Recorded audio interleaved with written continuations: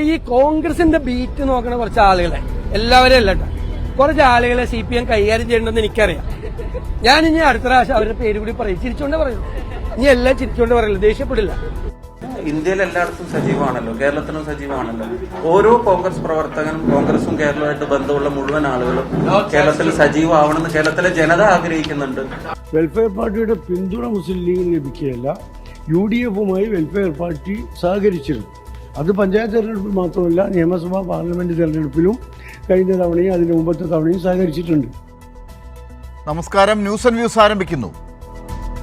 കേരളം, ഇത് വാഗ്ദാനങ്ങൾ യാഥാർത്ഥ്യമാകുന്ന കാലം. വിശപ്പിന് വിരാമമിട്ട് നവംബർ 1 കേരളം അതിദാരിദ്ര്യമില്ലാത്ത സംസ്ഥാനമായി പ്രഖ്യാപിക്കപ്പെടാൻ ഒരുങ്ങുകയാണ്. 60 ലക്ഷത്തിലധികം പേർക്ക് ആശ്വാസമായി ഈ മാസത്തെ ക്ഷേമ പെൻഷൻ 27-ാം തീയതി മുതൽ കൈകളിൽ എത്തും. പുതിയ റോഡുകളും പൊതുസംവിധാനങ്ങളും സംസ്ഥാനത്ത് ഉദ്ഘാടനം ചെയ്യപ്പെടുന്നു. അപ്പോൾ ഭരണപക്ഷം ജനങ്ങളുമായി അത്രമേൽ അടുപ്പം സ്ഥാപിച്ചു കഴിഞ്ഞിരിക്കുന്നു. എന്നാൽ ഈ വികസന മുന്നേറ്റങ്ങളെയും ജനകീയ പദ്ധതികളെയും പ്രതിപക്ഷം എങ്ങനെയാണ് കാണുന്നത്? മുഖ്യ പ്രതിപക്ഷമായ കോൺഗ്രസ് ആകട്ടെ, കേരളം പിടിക്കാൻ AICC general secretary KC Venugopal നടത്തുന്ന ചരടുവലികളിൽ കലുഷിതമാണിപ്പോൾ. റെഡ് അലർട്ടാണ് അവിടെ. KCയുടെ നീക്കങ്ങൾ പലപ്പോഴും പ്രതിപക്ഷ നേതാവ് VD സതീശന് കനത്ത തിരിച്ചടിയാകുന്ന കാഴ്ചയാണ് കേരളം കാണുന്നത്. UDFിലെ ഘടകകക്ഷികളാകട്ടെ ഓരോ തെരഞ്ഞെടുപ്പ് വരുമ്പോഴും വർഗീയ പ്രീണന രാഷ്ട്രീയത്തിലേക്ക് നീങ്ങുന്നു എന്ന് സംശയിക്കേണ്ടി വരുന്നു. ഒരു ഭാഗത്ത് മുസ്ലിം ലീഗിന് വർഗീയ മുഖമുള്ള വെൽഫെയർ പാർട്ടിയുമായി കൈകോർക്കാൻ വിരോധമില്ലാത്ത അവസ്ഥ.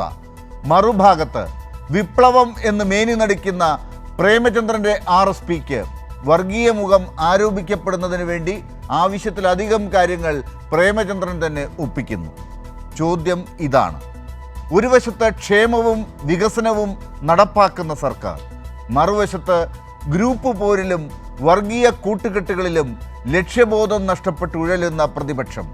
ഈ രാഷ്ട്രീയ സാഹചര്യത്തിൽ കേരളത്തിലെ ജനം ചോദിക്കുന്നത് ഈ പ്രതിപക്ഷം ഇതെന്താണ് കാണിക്കുന്നത് എന്നാണ്.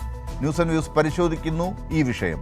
ചർച്ചയിൽ പങ്കെടുക്കുന്നവർ: CPIM നേതാവ് അഡ്വക്കേറ്റ് D സുരേഷ് കുമാർ, കോൺഗ്രസ് സഹയാത്രികൻ N ശ്രീകുമാർ, ഇടത് നിരീക്ഷകൻ അഡ്വക്കേറ്റ് N ലാൽകുമാർ എന്നിവർ. ഏറ്റവും ആദ്യം N ശ്രീകുമാറിലേക്കാണ് പോകുന്നത്. N ശ്രീകുമാർ, എന്താണ് ഈ പ്രതിപക്ഷം ഇപ്പോൾ കാണിക്കുന്നത്? എന്താണ് പ്രതിപക്ഷം കാണിക്കുന്നതെന്ന് വെച്ചാൽ ഈ ഗവൺമെൻറ്റിനെ പ്രതിക്കൂട്ടിലാക്കി എന്നുള്ളതാണ്. എല്ലാ വിഷയങ്ങളിലും പ്രതിപക്ഷം കർശന നിലപാടെടുത്തുകൊണ്ട് ഗവൺമെൻറ് വല്ലാത്ത പ്രതിസന്ധിയിലായി. ശബരിമലയിലെ അയ്യപ്പൻ്റെ സ്വർണം മോഷ്ടിക്കപ്പെട്ട കേസിലടക്കം CPMൻ്റെ നിയോഗിച്ചിരുന്ന ദേവസ്വം ബോർഡിൻ്റെ അധികൃതരും മറ്റുള്ളവരുമൊക്കെ സംശയമുനയിലായിരിക്കുന്നു. മാത്രമല്ല, കേരളത്തിലെ പ്രതിപക്ഷത്തിൻ്റെ നിതാന്ത ജാഗ്രത മൂലം ഭരണപക്ഷത്തിൻ്റെ പോലീസിൻ്റെ ഒരുപാട് അതിക്രമങ്ങൾ പുറത്തേക്ക് വരുന്നു. ഈ തദ്ദേശ തെരഞ്ഞെടുപ്പ് നടക്കാൻ പോകുന്നതുകൊണ്ട് പെൻഷനും അതുപോലെ അതിദാരിദ്ര്യമോ അതിൻ്റെ അപ്പുറത്തെ ദാരിദ്ര്യമോ ഒക്കെ ആയിട്ട് ഓരോന്ന് നടത്താൻ പോകുന്നു. ഇതൊക്കെ ഈ പഞ്ചായത്ത് തിരഞ്ഞെടുപ്പ് കഴിഞ്ഞാൽ അപ്പം നിൽക്കും. പിന്നെ അടുത്തത് നിയമസഭാ തെരഞ്ഞെടുപ്പിന് 2 മാസം മുമ്പുള്ളപ്പോൾ ഇതെല്ലാം വീണ്ടും ആരംഭിക്കും. ഈ വക തട്ടിപ്പൊക്കെ കേരളത്തിലെ ജനങ്ങൾ തിരിച്ചറിഞ്ഞതുകൊണ്ടാണ് കഴിഞ്ഞ തൃക്കാക്കര മുതൽ നിലമ്പൂർ വരെ സർക്കാർ പരാജയപ്പെട്ടതും ചേലക്കര അസംബ്ലി മണ്ഡലത്തിലെ K രാധാകൃഷ്ണൻ ഉണ്ടായിരുന്ന 39,000-ൽ പരം വോട്ടുകളുടെ ഭൂരിപക്ഷം 12,000-ആയിട്ട് ചുരുങ്ങിയതും. അപ്പോൾ പ്രതിപക്ഷം കാട്ടിക്കൂട്ടുന്നത് എന്താണെന്ന് ചോദിച്ചാൽ ഗവൺമെൻറ്റിൻ്റെ ഓരോ കള്ളത്തരങ്ങളും ഓരോ ദിവസവും പുറത്തു കൊണ്ടുവരുന്നതുകൊണ്ട് മറുപടി പറയാൻ മുഖ്യമന്ത്രിക്കോ മന്ത്രിമാർക്കോ സാധിക്കുന്നില്ല. പകരം അവർ പരിഹാസം ആയുധമാക്കുക, നുണപ്രചരണം ആയുധമാക്കുക, അതുപോലെ മറ്റു പല രീതികളിലും പ്രതിപക്ഷത്തെ അവഹേളിച്ചുകൊണ്ടിരിക്കുക, ഇതൊക്കെയാണ് അവരുടെ പരിപാടി. ഇന്നത്തെ ഏറ്റവും ഒടുവിലത്തെ ഉദാഹരണം ഷാഫി പറമ്പിൽ പുറത്തു കൊണ്ടുവന്ന തെളിവാണ്. അപ്പോൾ പ്രതിപക്ഷം എന്താണ് കാട്ടിക്കൂട്ടുന്നത് എന്ന് ചോദിച്ചാൽ പ്രതിപക്ഷം ജനങ്ങളുടെ മുഖമാണെന്ന് വ്യക്തമായി വരുന്നു. അതായത് മുഖമില്ലാത്ത ജനത്തിൻ്റെ മുഖമായിട്ട് പ്രതിപക്ഷം മാറുമ്പോൾ ഭരണപക്ഷം തീച്ചൂളയിൽ എന്ന പോലെ വെന്തുരുകുന്നു. മാത്രവുമല്ല, ഭരണപക്ഷം, അതായത് പ്രത്യേകിച്ച് CPM ഇടതു മുന്നണിയിൽ ഒറ്റപ്പെടുകയും CPM-ന്റെ ചില നയങ്ങളോടും പരിപാടികളോടും ശക്തമായ എതിർപ്പ് പരസ്യമായി CPI പ്രകടിപ്പിക്കുകയും ചെയ്യുന്നു. അപ്പോൾ LDF-ഉം ഒരു പ്രതിസന്ധിയിലായി, LDF സംവിധാനം പോലും ഇപ്പോൾ ഇല്ലാത്ത അവസ്ഥയിലായി. ശരി, എൻ ശ്രീകുമാർ, ഒരു സംശയം കൂടി. ഇപ്പോൾ ഈ കാര്യത്തിൽ താങ്കൾ സൂചിപ്പിച്ച കാര്യങ്ങളൊക്കെ ഒരു 9 വർഷം കഴിഞ്ഞ് അല്ലെങ്കിൽ 9.5 വർഷം കഴിഞ്ഞ് 10ാം വർഷത്തിലേക്ക് അടുക്കുന്ന ഒരു മുന്നണിയുടെ 2 സർക്കാരുകളുടെ ഒടുവിലത്തെ അവസ്ഥയാണ് താങ്കൾ വിശദീകരിച്ചുകൊണ്ടിരിക്കുന്നത്. ഈ കൂട്ടത്തിലാണ് ഞാൻ തുടക്കത്തിൽ പറഞ്ഞ ചില കാര്യങ്ങൾ കൂടി താങ്കളുടെ മനസ്സിലുണ്ടാകും. എന്താണിപ്പോൾ സർക്കാർ ചെയ്യാൻ പോകുന്ന അടുത്ത ദിവസങ്ങളിലെ കാര്യങ്ങൾ? ഇത് മാത്രമാണ് ഈ സർക്കാരിൻ്റെ നേട്ടം എന്നല്ല ഞാൻ പറഞ്ഞത്. അടുത്ത ദിവസങ്ങളിൽ നടക്കാൻ പോകുന്നത് ക്ഷേമ പെൻഷൻ ഈ മാസത്തത് കൊടുക്കാൻ പോകുന്നു, അതിൻ്റെ ഉത്തരവ് വന്നു കഴിഞ്ഞു.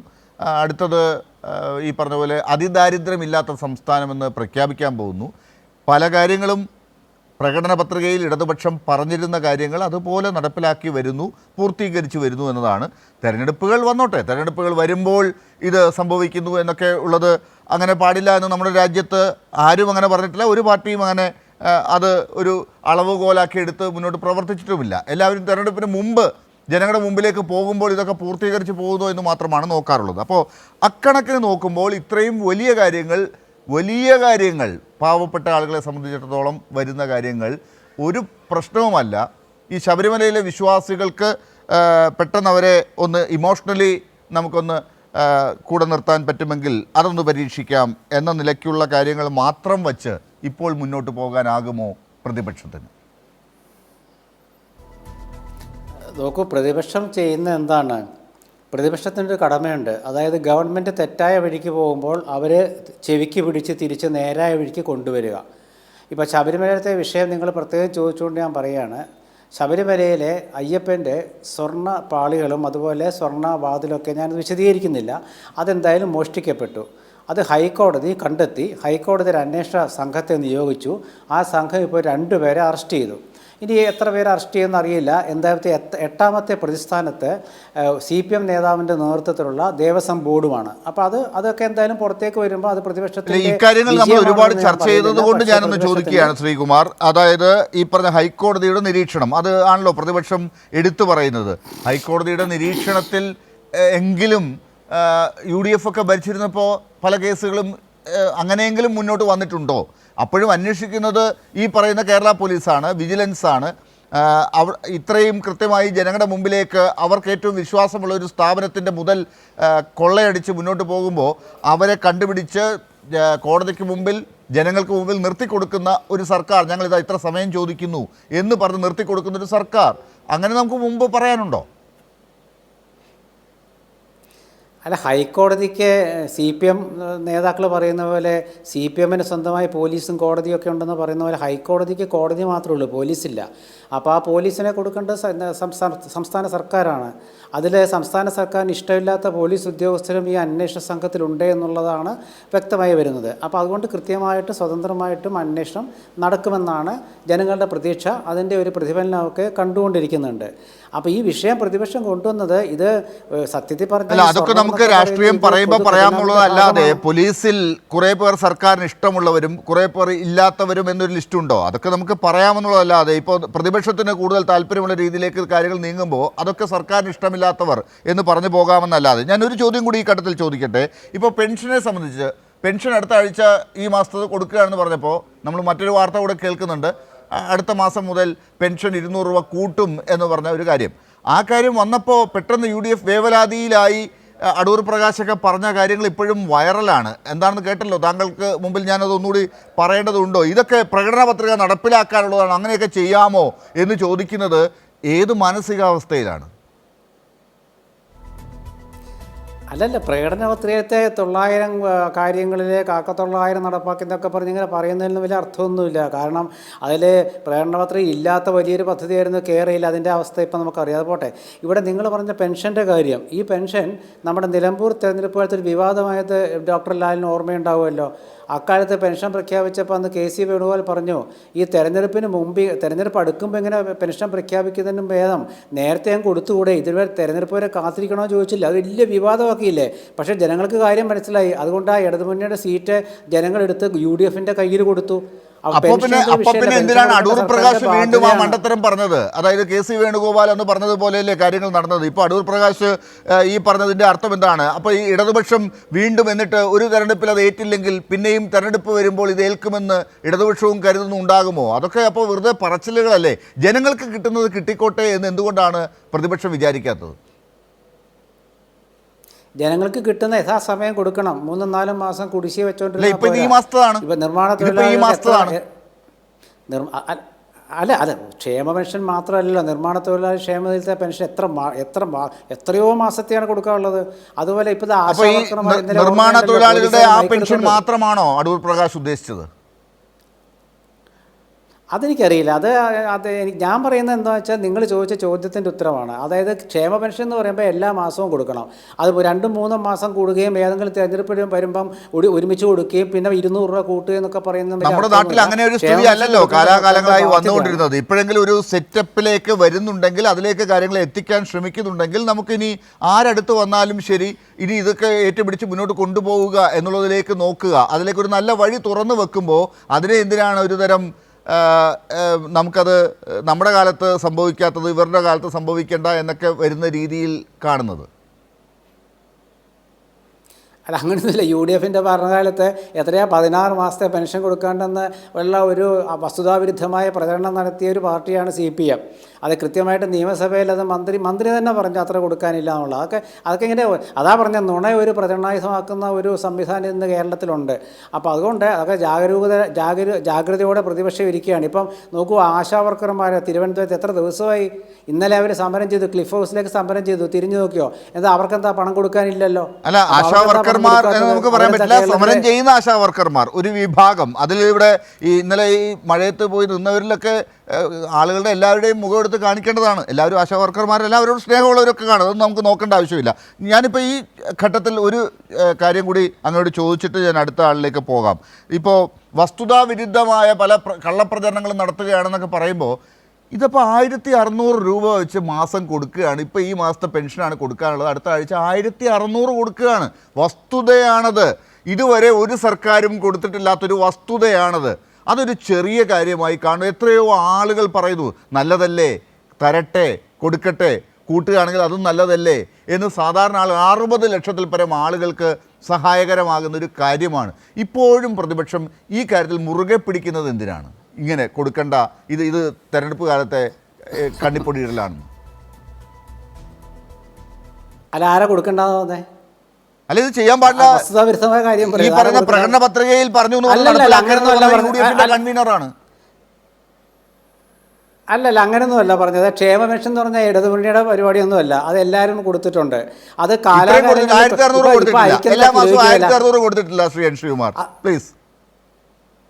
അത് അരിക്കെന്താ കിലോയ്ക്ക് വില? പയറിനെന്താ കിലോയ്ക്ക് വില? മുളകിനെന്താ കിലോയ്ക്ക് വില? 10 വർഷം മുമ്പുള്ള വിലയാണോ ഇന്നുള്ളത്? 5 വർഷം ഈ വിലയെ കൂട്ടില്ലെന്ന് പറഞ്ഞാലേ ഇടതുമുന്നണിയുടെ പ്രകടന പത്രിക. ഇനി 5 വർഷത്തേക്ക് വിലക്കയറ്റം ഉണ്ടാകില്ല. 5 വർഷം കൂട്ടിയില്ലല്ലോ. ഇല്ല, 13 സാധനങ്ങൾക്ക് കൂട്ടിയില്ലല്ലോ. വർഷമല്ലേ എന്തോ നിന്റെ ലാലി പറയുന്നത്? 5 വർഷം കൂട്ടില്ല എന്ന് പറഞ്ഞത് 5 വർഷം കൂട്ടിയില്ലല്ലോ. കേരളത്തിലെ വിലക്കയറ്റം എന്ന് പറയുന്നത് കേരളത്തിലെ വില കയറുന്ന ജനങ്ങൾ നടുവൊടിഞ്ഞിരിക്കുക, എന്നിട്ടാണ് ഇല്ലെന്ന് പറയുന്നത്. നോക്കൂ, ആശാ വർക്കർമാരുടെ സമരത്തെക്കുറിച്ച് പറയാൻ കാരണം അവരെ തിരിഞ്ഞു നോക്കുന്നില്ല. അവർ കേരളത്തിലെ സ്ത്രീകളാണ്, സഹോദരിമാരാണ്. അവർ ആശാ വർക്കർമാർ തന്നെയാണ്. ഭൂരിപക്ഷം ആശാ വർക്കർമാർ സമരത്തിലാണ്. പിന്നത്തെ വെച്ചാൽ ആരോഗ്യവകുപ്പിൽ കാര്യമായിട്ടൊന്നും നടക്കുന്നില്ലാത്തതുകൊണ്ട് നമ്മൾ അറിയുന്നില്ലെന്ന് മാത്രമേ ഉള്ളൂ. ശരി, എൻ ശ്രീകുമാർ, ഞാൻ വരാം. തുടക്കത്തിൽ താങ്കൾ കുറേയേറെ കാര്യങ്ങൾ പറഞ്ഞല്ലോ. അഡ്വക്കേറ്റ് ഡി സുരേഷ് കുമാർ കൂടി നമ്മളോടൊപ്പം ഉണ്ട്. Advocate D Suresh Kumar, N Sreekumar പറയുന്ന കാര്യങ്ങൾ ചോദിച്ചോണ്ടാ പറഞ്ഞേ. അത് മനസ്സിലായി. എൻ ശ്രീകുമാർ താങ്കൾ പറഞ്ഞ കുറച്ച് കാര്യങ്ങൾ ഞാൻ ഡി സുരേഷ് കുമാറിന്റെ മുമ്പിലേക്ക് കൂടി വെക്കുകയാണ്. സർക്കാരിനെ പ്രതിക്കൂട്ടിലാക്കിക്കൊണ്ട് പ്രതിപക്ഷം വലിയ രീതിയിൽ മുന്നോട്ട് പോകുന്നു. എൻ ശ്രീകുമാർ പറഞ്ഞതാണ്. ശബരിമലയിലെ സ്വർണ്ണക്കൊള്ളയെക്കുറിച്ചുള്ള കാര്യങ്ങളാണ് പ്രതിപക്ഷം മുന്നോട്ട് പറഞ്ഞുകൊണ്ടിരിക്കുന്നത്. എന്താണ് ഇവിടുത്തെ പ്രതിപക്ഷം ചെയ്യുന്നത് എന്ന് ഞാൻ ചോദിച്ചപ്പോൾ പറഞ്ഞതാണ്. സർക്കാരിനെ പ്രതിക്കൂട്ടിലാക്കുന്നു, ശബരിമലയിലെ സ്വർണ്ണ മോഷണം ജനങ്ങളുടെ മുമ്പാകെ കൊണ്ടു നിർത്തുന്നു. പ്രതിപക്ഷത്തിൻ്റെ നിതാന്ത ജാഗ്രത കൊണ്ടാണ് ഇപ്പോൾ പോലീസിൻ്റെ വീഴ്ച പുറത്തേക്ക് വരുന്നത്. പെൻഷൻ പഞ്ചായത്ത് തിരഞ്ഞെടുപ്പ് ആയതുകൊണ്ടാണ് കൊടുക്കുന്നത്. ഇങ്ങനെ പറഞ്ഞു പോവുകയാണ് അദ്ദേഹം. ഞാൻ ഈ പെൻഷൻ്റെ കാര്യം കൂടിയൊക്കെ പറഞ്ഞിരുന്നു. അടുത്ത ആഴ്ച അതിദാരിദ്ര്യമില്ലാത്ത സംസ്ഥാനമായി കേരളം മാറുന്നു. പ്രതിപക്ഷം എന്താണ് ചെയ്യുന്നതെന്ന് ചോദിച്ചപ്പോൾ എൻ ശ്രീകുമാർ പറഞ്ഞ തുടക്കത്തിലെ കുറച്ച് കാര്യങ്ങളാണ്. എന്താണ് സർക്കാർ ചെയ്യുന്നത്? Advocate D Suresh Kumar.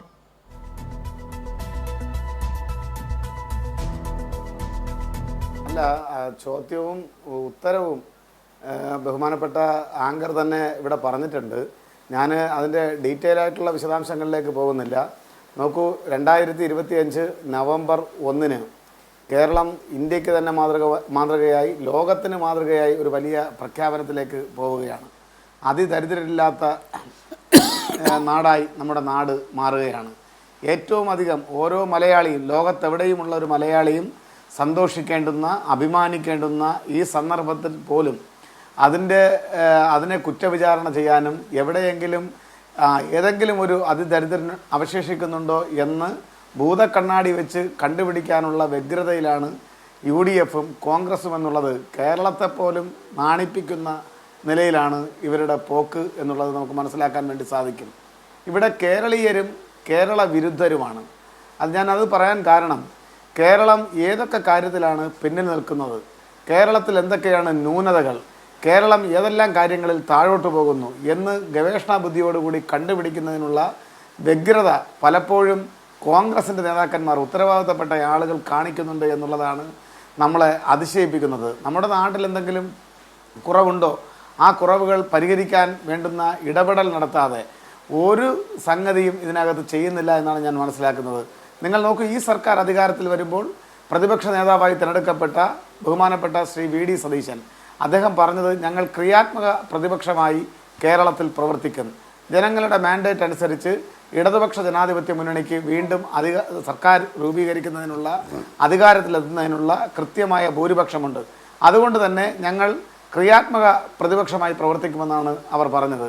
എന്നാൽ ഏതെങ്കിലും ഒരു കാര്യത്തിൽ, നാളിതുവരെയുള്ള ഏതെങ്കിലും ഒരു കാര്യത്തിൽ, അതിനു മുമ്പുള്ള 5 വർഷത്തെ ഭരണം ഞാൻ മാറ്റി നിർത്തുകയാണ്. ഈ 4.5 വർഷം എത്തി നിൽക്കുന്ന ഈ സന്ദർഭത്തിൽ ഏതെങ്കിലും ഒരു കാര്യത്തിൽ ഒരു ക്രിയാത്മക പ്രതിപക്ഷമായി പ്രവർത്തിക്കാൻ ഇവർക്ക് കഴിഞ്ഞിട്ടുണ്ടോ? ജനോപകാരപ്രദമായിട്ടുള്ള ഒരു പ്രവർത്തനത്തെയെങ്കിലും അനുകൂലിക്കുന്ന നിലപാട് പ്രതിപക്ഷമോ ഐക്യജനാധിപത്യ മുന്നണിയോ പ്രതിപക്ഷ നേതാവോ എടുത്തിട്ടുണ്ടോ? നമ്മൾ ഏറ്റവും അധികം അഭിനന്ദിക്കേണ്ടുന്ന ഈ ഒരു ഇടപെടൽ നടത്തിയത് വളരെ അഭിമാനകരമായ പ്രവർത്തനമാണ് എന്ന് പറയേണ്ടുന്നതല്ലേ പെൻഷൻ തുക വർദ്ധിപ്പിച്ചത്. വന്ധ്യവയോധികരായിട്ടുള്ള മാതാപിതാക്കൾ, അതുപോലെ തന്നെ നിരാലംബരായിട്ടുള്ള സഹോദരിമാർ, അവർക്കൊക്കെ കിട്ടുന്ന ഈ പെൻഷൻ തുക വർദ്ധിപ്പിച്ചതിനെ അഭിനന്ദിക്കുക. ഇത് സർക്കാരിൻ്റെ മാത്രം നേട്ടമല്ല, ഇത് പ്രതിപക്ഷത്തിൻ്റെ കൂടെ നേട്ടമാണെന്ന് പറഞ്ഞാൽ അതിലെ രാഷ്ട്രീയ ഉദ്ദേശം നമുക്ക് മനസ്സിലാക്കാം. എന്നാൽ ഈ തുക വർദ്ധിപ്പിച്ചതിനെ അപമാനിക്കുന്ന നിലയിൽ അഭിപ്രായം രേഖപ്പെടുത്തുന്ന UDFിൻ്റെ കൺവീനറും കേരളത്തിൻ്റെ പ്രതിപക്ഷ നേതാവും അവരുടെ രാഷ്ട്രീയ അന്ധത എവിടെയാണ് എത്തിച്ച് നിൽക്കുന്നത് എന്നതിനെ സംബന്ധിച്ച് നമുക്ക് മനസ്സിലാക്കാൻ വേണ്ടി സാധിക്കും. അവരുടെ പ്രഖ്യാപനങ്ങൾ, അവരുടെ വാർത്താ സമ്മേളനങ്ങൾ പരിശോധിച്ചാൽ മാത്രം മതി എത്രമാത്രം അപമാനകരമായ അവസ്ഥയിലേക്കാണ് അവർ എത്തി നിൽക്കുന്നത്. നിങ്ങൾ നോക്കൂ, കഴിഞ്ഞ 9 വർഷമായി ഈ കേരളത്തിൽ നടക്കുന്നത് കൃത്യമായ ഗ്രഹപാഠം ചെയ്ത വികസന പ്രവർത്തനമാണ്. ആരൊക്കെ എതിർത്താലും, ആരൊക്കെ വിമർശിച്ചാലും, ആരൊക്കെ വിമർശന ബുദ്ധിയോടുകൂടി പരിശോധിച്ചാലും അവർക്കെല്ലാം കാണാൻ കഴിയുന്നത് കൃത്യമായ ഇടപെടലിലൂടെ കേരളത്തിൽ വികസനം സാധ്യമാക്കിയ ഒരു സർക്കാരാണ്. പാവപ്പെട്ടവരായിട്ടുള്ള ജനങ്ങൾക്ക്, തലചായ്ക്കാൻ ഇടമില്ലാത്തവർക്ക് 5 ലക്ഷം ഭവനങ്ങൾ യാഥാർത്ഥ്യമാക്കിയ ഒരു സർക്കാർ. ഐക്യജനാധിപത്യ മുന്നണിയുടെ കാലത്ത്, അതിനു മുമ്പുള്ള സർക്കാരിൻ്റെ കാലത്ത് ഭവന വകുപ്പിന് ചുമതലയുണ്ടായിരുന്നത് ഡോക്ടർ MK മുനീർ അവർകൾക്കാണ്. അദ്ദേഹത്തോട് കേരളത്തിൻ്റെ അന്നത്തെ പ്രതിപക്ഷം, ഇന്നത്തെ ഭരണപക്ഷത്തുള്ള MLA-മാരിൽ ഒരാൾ ചോദിച്ചു, അങ്ങയുടെ ഭരണം നടക്കുന്ന, UDFിൻ്റെ ഭരണം നടക്കുന്ന ഈ കാലയളവിൽ നിങ്ങൾ മുന്നോട്ട് വെക്കുന്ന ഒരു ഭവന പദ്ധതി ഏതാണ്, അങ്ങനെ ഒരു ഭവന പദ്ധതി ഉണ്ടോ എന്ന് ചോദിക്കുമ്പോൾ അന്ന് പ്രതിപക്ഷത്തിൻ്റെ ഉപനേതാവായിരുന്ന ഡോക്ടർ MK മുനീർ പറഞ്ഞത്, ഞങ്ങൾ ഒരു ഭവന പദ്ധതിയും മുന്നോട്ട് വെക്കുന്നില്ല എന്നാണ്. കേരളത്തിൽ തനതായൊരു ഭവന പദ്ധതി പോലും ഇല്ലാതിരുന്ന ഒരു കാലഘട്ടം. അവരന്ന് പറഞ്ഞത് സാമ്പത്തികമായി ഭവന പദ്ധതിക്ക് ചിലവഴിക്കുന്നതിന് പണമില്ല എന്നുള്ളതാണ്. നിങ്ങൾ ആലോചിക്കേണ്ടത്, നിങ്ങൾ മനസ്സിലാക്കേണ്ടത്, ഞങ്ങളെ വിമർശിക്കുന്ന നിങ്ങൾ മനസ്സിലാക്കേണ്ടത്, ഹഡ്കോയിൽ നിന്ന് വായ്പയടക്കം എടുത്താണ് കേരളത്തിൽ തലചായ്ക്കാൻ ഇടമില്ലാത്ത സാധുക്കൾക്ക് ഭവനം യാഥാർത്ഥ്യമാക്കി കൊടുത്തത്. കേരളത്തിൽ ജീവിത നിലവാരം മെച്ചപ്പെടേണ്ടത് പുതിയ തലമുറയിലൂടെയാണ്. പൊതുവിദ്യാഭ്യാസ സമ്പ്രദായത്തെ ഉടച്ചു വാർക്കുകയാണ് ചെയ്തത്. കേരളത്തിൽ പൊതുവിദ്യാലയങ്ങൾ ലാഭകരമല്ല, പ്രത്യുൽപാദനപരമല്ല എന്ന് പറഞ്ഞ് അന്തിച്ചന്തയിൽ വെള്ളരിക്ക മുറിച്ച് വിൽക്കുന്ന ലാഘവത്തോടുകൂടി കേരളത്തിൻ്റെ വിദ്യാഭ്യാസ മേഖലയെ മുറിച്ച് വിൽക്കാൻ തക്കം പാർത്ത് കഴിയുന്ന സന്ദർഭമായിരുന്നു UDF-ന്റെ ഭരണകാലത്ത്. എന്നാൽ ഇന്നോ നിങ്ങൾ നോക്കൂ, അമ്പര ചുംബികളായിട്ടുള്ള കെട്ടിടങ്ങൾ, ഏറ്റവും മികച്ച അധ്യാപന രീതി, പഠന പാഠ്യേതര മേഖലയിൽ സമാനതകളില്ലാത്ത ഉയർച്ച കേരളത്തിൻ്റെ പൊതുവിദ്യാഭ്യാസ മേഖലയ്ക്കുണ്ട്. രാഷ്ട്രീയ അന്ധത ബാധിച്ചവർക്ക് മാത്രമേ ആ വികസനം കണ്ടില്ല എന്ന് നടിക്കാൻ വേണ്ടി കഴിയുള്ളൂ. ലിഫ്റ്റുള്ള സ്കൂൾ കെട്ടിടങ്ങൾ, മനോഹരമായ സ്കൂൾ കെട്ടിടങ്ങൾ, കുഞ്ഞുങ്ങൾക്ക് ഏറ്റവും സുഖകരമായിട്ടുള്ള ഇഷ്ടപ്രധാനമായിട്ടുള്ള വിദ്യാഭ്യാസം അവർക്ക് വച്ചു നീട്ടാൻ കേരളത്തിൻ്റെ വിദ്യാഭ്യാസ വകുപ്പ് മന്ത്രിക്കും കേരളത്തിൻ്റെ സർക്കാരിനും കഴിയുന്നു എന്നുള്ളത് ഒരു ചെറിയ കാര്യമല്ല. നിങ്ങൾ കേരളവുമായി കിലോമീറ്ററുകളുടെ വ്യത്യാസത്തിൽ മാത്രം അതിർത്തി പങ്കിടുന്ന അന്യ സംസ്ഥാനങ്ങളിലേക്ക് പോകുമ്പോൾ എന്നോ നിരോധിച്ച ബാലവേല ഇന്ത്യയിലുണ്ട്. സ്കൂൾ പ്രായമെത്തിയ കുഞ്ഞുങ്ങൾ സ്കൂളിലേക്ക് പോകുന്നില്ല. ഇന്നിപ്പോൾ കേരളത്തിൽ സ്കൂൾ പ്രായമെത്തിയ മുഴുവൻ കുഞ്ഞുങ്ങളും സ്കൂളിലേക്ക് പോവുകയാണ്. പക്ഷേ സുരേഷ് കുമാർ, ഒരുപാട് കാര്യങ്ങൾ താങ്കളുടെ ലിസ്റ്റിൽ ഉണ്ടാകുമെന്ന് എനിക്കറിയാം. പക്ഷേ ഞാൻ അതിലേക്ക് മുഴുവൻ സമയം ഈ ഘട്ടത്തിൽ തരാൻ പറ്റുമെന്ന് എനിക്കറിയില്ല. പക്ഷേ നോക്കൂ, ഇതെല്ലാം ഇങ്ങനെ നിങ്ങൾ പറയുന്ന ഓരോ കാര്യങ്ങളും ഒരുപക്ഷെ ഇവിടെ ശ്രീകുമാർ പറഞ്ഞ അതേ ഭാഷയിലെടുത്താൽ ഈ പറഞ്ഞ 900-ൽ പരം അല്ലെങ്കിൽ 1000-ൽ പരം കാര്യങ്ങൾ പ്രകടനപത്രികയിൽ എഴുതി വെച്ചിട്ടുണ്ടെങ്കിൽ ഇതെല്ലാം നിങ്ങൾ നടപ്പിലാക്കി എന്നൊക്കെ ഇപ്പോൾ പറയുമ്പോൾ അതിനെയൊക്കെ ശബരിമലയിലെ സ്വർണ്ണക്കൊള്ളയിൽ എന്താണ് സംഭവിച്ചത് എന്ന് പറഞ്ഞുകൊണ്ട് ഞങ്ങൾ ഇതെല്ലാം തീർക്കും, ജാഗ്രതയോടുകൂടി പ്രതിപക്ഷം ചില കാര്യങ്ങൾ ചെയ്തുകൊണ്ടിരിക്കുകയാണ്, ഇത് മാത്രമാണ് അദ്ദേഹം ചെയ്തുകൊണ്ടിരിക്കുന്ന കാര്യം എന്താണെന്ന് പറഞ്ഞത് പ്രതിപക്ഷം, അത് അങ്ങനെ മുന്നോട്ട് പോകും, അവിടെ നിങ്ങൾ ഈ പറയുന്ന ലിസ്റ്റൊക്കെ ജനങ്ങൾക്ക് മനസ്സിലാകും എന്നാണ്. മറുപടി എന്താണ്? അല്ല, അത് ഈ ചർച്ചയെ ഡൈവേർട്ട് ചെയ്യുന്നതിന് വേണ്ടിയിട്ടാണ്. അതാണ് വിഷയമെങ്കിൽ, ശബരിമലയാണ് വിഷയമെങ്കിൽ നമുക്കത് ചർച്ച ചെയ്യാം. വളരെ സമയമെടുത്ത് തന്നെ ആ വിഷയം ചർച്ച ചെയ്യാം. നിങ്ങൾ നോക്കൂ, ഹൈക്കോടതിയുടെ ദേവസ്വം ബെഞ്ച് മേൽനോട്ടം വഹിക്കുന്ന ഒരു അന്വേഷണം കൃത്യമായ 6 ആഴ്ചയ്ക്കുള്ളിൽ ആ അന്വേഷണം പൂർത്തീകരിക്കപ്പെടണം എന്ന നിലയിൽ ഓരോ ഘട്ടത്തിലും ഓരോ 2 ആഴ്ചയും ആ റിപ്പോർട്ട്, അതിൻ്റെ പുരോഗതി റിപ്പോർട്ട് കോടതിക്ക് മുമ്പാകെ സബ്മിറ്റ് ചെയ്യണം. ഒരാൾക്ക് പോലും അതിനകത്ത് ഇടപെടാൻ കഴിയാത്ത വിധം പഴുതടച്ച അന്വേഷണം നടക്കുകയാണ്. കുറ്റമാരെങ്കിലും ചെയ്തിട്ടുണ്ടെങ്കിൽ ആ ആളുകളുടെ തുടർന്നുള്ള ജീവിതം അഴിക്കുള്ളലാകണമെന്ന് അർത്ഥശങ്കക്കിടയില്ലാത്ത വിധം പറഞ്ഞത് കേരളത്തിൻ്റെ മുഖ്യമന്ത്രിയും അതുപോലെ തന്നെ CPM-ൻ്റെ നേതാക്കന്മാരുമാണ്, സംസ്ഥാന സെക്രട്ടറി അടക്കമുള്ള ആളുകളാണ്. ഞങ്ങൾക്കിതിൽ, ഞങ്ങളുടെ കൈകളിൽ ഇതിൽ പാപക്കറ പുരണ്ടിട്ടില്ല.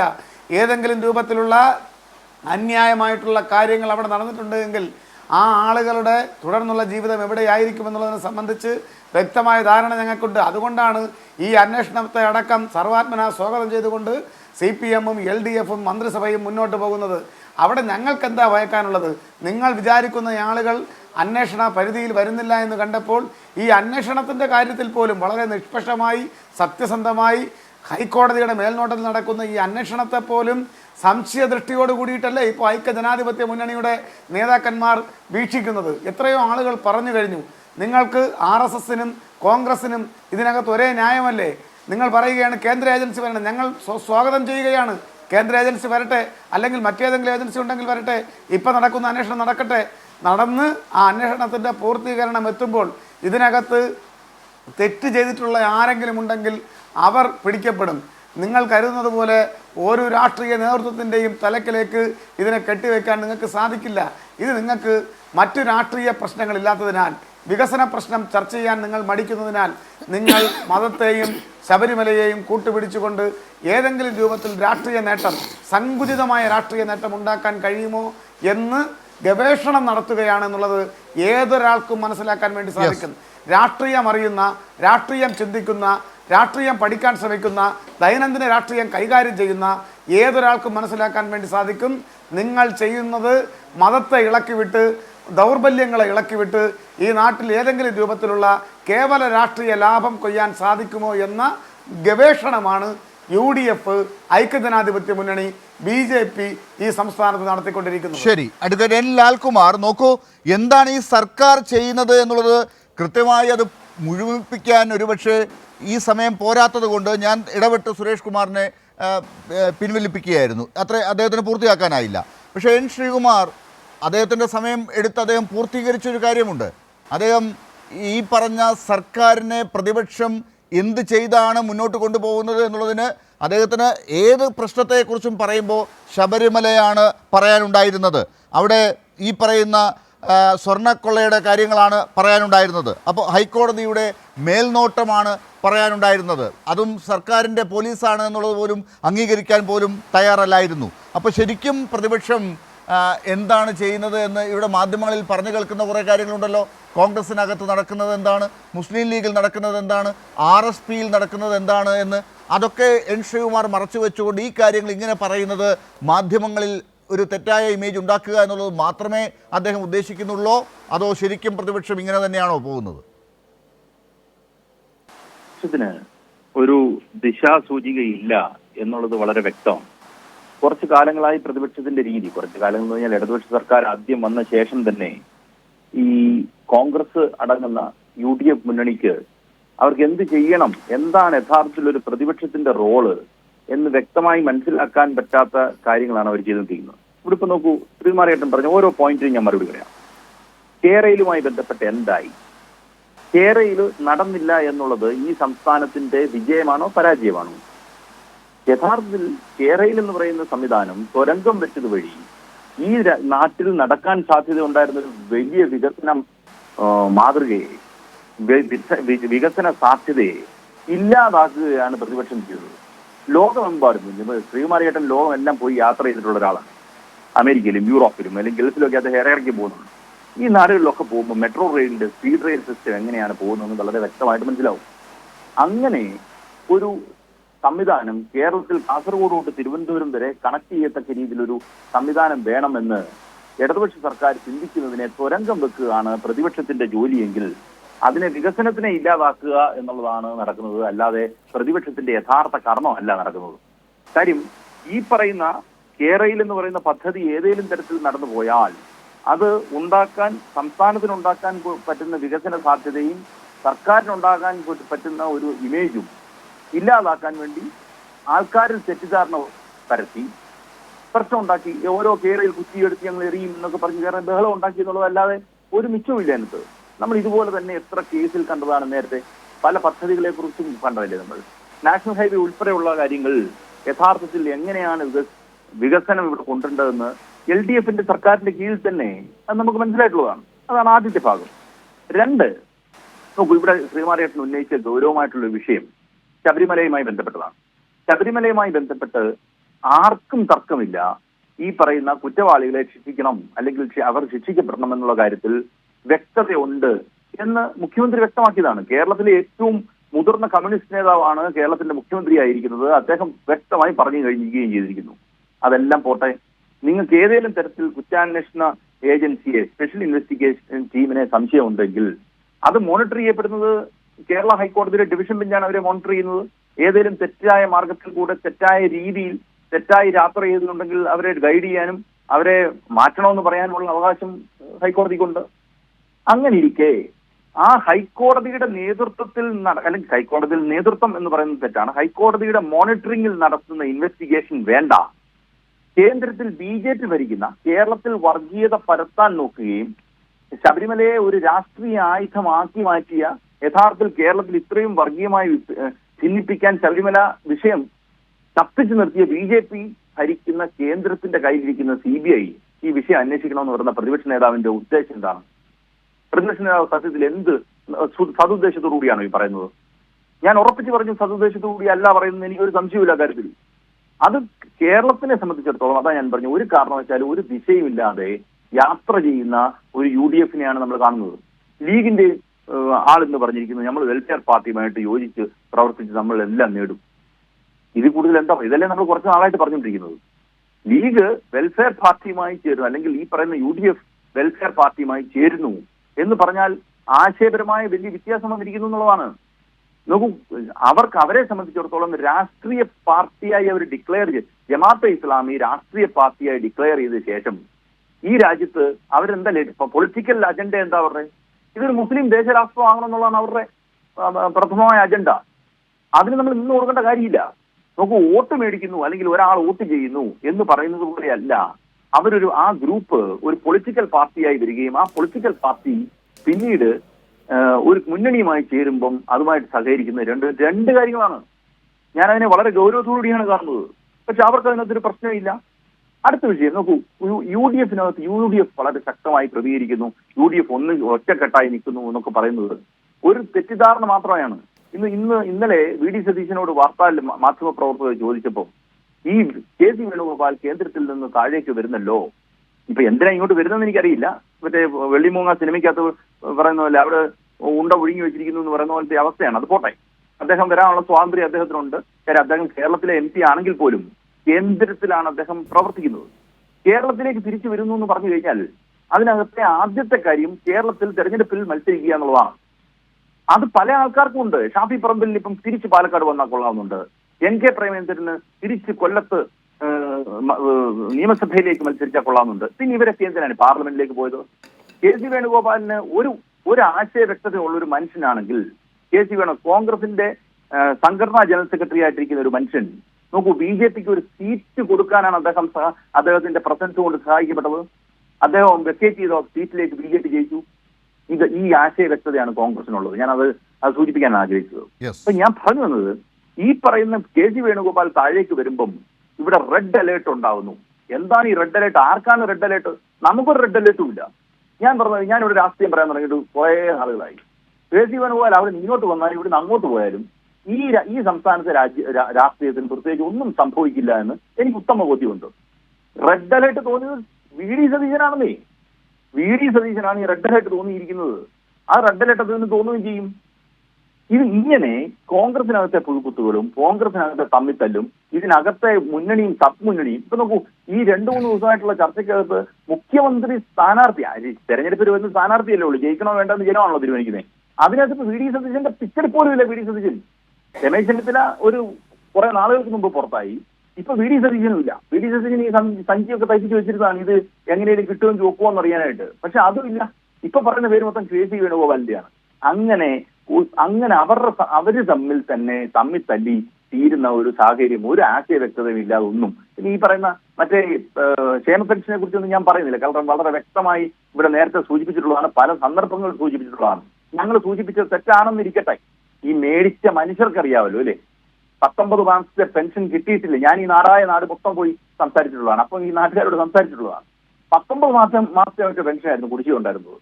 ആ മേടിച്ച മനുഷ്യർ 19 മാസത്തെ കുടിശ്ശിക കിടന്ന മനുഷ്യർ ഇവരെ കുറിച്ച് ഒരു പ്രചരണം നടത്തിയാൽ മാത്രം തന്നെ മനസ്സിലാവും. കൂടുതൽ നമ്മൾ ഇവിടെ നിന്ന് ചർച്ച ചെയ്ത് അവരെ അതിന്റെ യഥാർത്ഥത്തിൽ ഇതാണെന്ന് പറയേണ്ട കാര്യമുണ്ടെന്ന് എനിക്ക് തോന്നുന്നില്ല. ശരി ലാൽകുമാർ, ഞാൻ തിരിച്ചു വരാം. ശ്രീകുമാർ, നോക്കൂ എന്തൊക്കെ കാര്യങ്ങളാണ് ഇവിടെ. നേരത്തെ സുരേഷ് കുമാർ കൃത്യമായി തന്നെ കുറേ കാര്യങ്ങൾ സർക്കാർ ചെയ്തതിനെക്കുറിച്ച്, എന്ത് സർക്കാർ ചെയ്യുന്നു എന്നുള്ളത് കൃത്യമായി പറഞ്ഞുകൊണ്ടിരുന്നതാണ്. ഞാൻ ഇടയ്ക്ക് നിർത്തിച്ചതാണ്. അടുത്തത് നോക്കൂ, ലാൽകുമാർ കുറേ കാര്യങ്ങൾ രാഷ്ട്രീയമായി പറഞ്ഞിട്ടുണ്ട്. അതിനൊക്കെയാണ് താങ്കളിൽ നിന്ന് ഞാൻ ചില മറുപടികൾ പ്രതീക്ഷിക്കുന്നത്. CM സ്ഥാനാർത്ഥിയായി KC വേണുഗോപാൽ അവിടെ നിൽക്കുന്നു. VD സതീശൻ്റെ ഇപ്പോഴത്തെ പ്രശ്നങ്ങൾ, പ്രതിപക്ഷ നേതാവിന് ദിശാബോധമില്ലാത്തൊരവസ്ഥയാണെന്ന് പറയേണ്ടി വരുന്നൊരു സാഹചര്യം. എന്താണ് കോൺഗ്രസ് പാർട്ടിക്കകത്ത് നടക്കുന്നത് നമുക്കറിയാം. സണ്ണി ജോസഫും K മുരളീധരനും ഒക്കെ ഇപ്പോൾ KC ജോസഫിൻ്റെ കൂടെ ചേർന്നു എന്നാണ് ഇപ്പോൾ ഏറ്റവും ഒടുവിലത്തെ വാർത്ത. ഷാഫി പറമ്പിൽ നിന്ന് പബ്ലിക്കായി KC വേണുഗോപാലിനെ സ്വാഗതം ചെയ്തിട്ടുണ്ട്. അദ്ദേഹം വരുന്നതാണ് നല്ലതെന്ന് ഒരുപാട് പേർ ആഗ്രഹിക്കുന്നു എന്ന് പറഞ്ഞിട്ടുണ്ട്. ഇന്ത്യൻ യൂത്ത് കോൺഗ്രസിൻ്റെയും മഹിളാ കോൺഗ്രസിൻ്റെയൊക്കെ കമ്മിറ്റിയിലെ ആളുകൾ എന്താണ് പറയുന്നത് എന്നുള്ളത് നമ്മുടെ മുമ്പിലുണ്ട്. VD സതീശൻ ആകെ ഒറ്റപ്പെട്ട അവസ്ഥയിൽ നിരാശനായി. റെഡ് അലർട്ടിനേക്കാൾ മുകളിൽ വല്ലതുമുണ്ടോ എന്നുള്ളതാണ് ഇനിയിപ്പോൾ നമ്മൾ അന്വേഷിക്കേണ്ടത്. അതിൻ്റെ ആ അവസ്ഥയിലാണ്. അപ്പോൾ അതൊക്കെ ഇങ്ങനെ ചർച്ച ചെയ്യുമ്പോൾ താങ്കൾ അതിനെക്കുറിച്ച് പ്രതികരിക്കാതെ ഇങ്ങനെ പോകുന്നത് ആളുകൾ ശ്രദ്ധിക്കും. ശ്രീകുമാർ,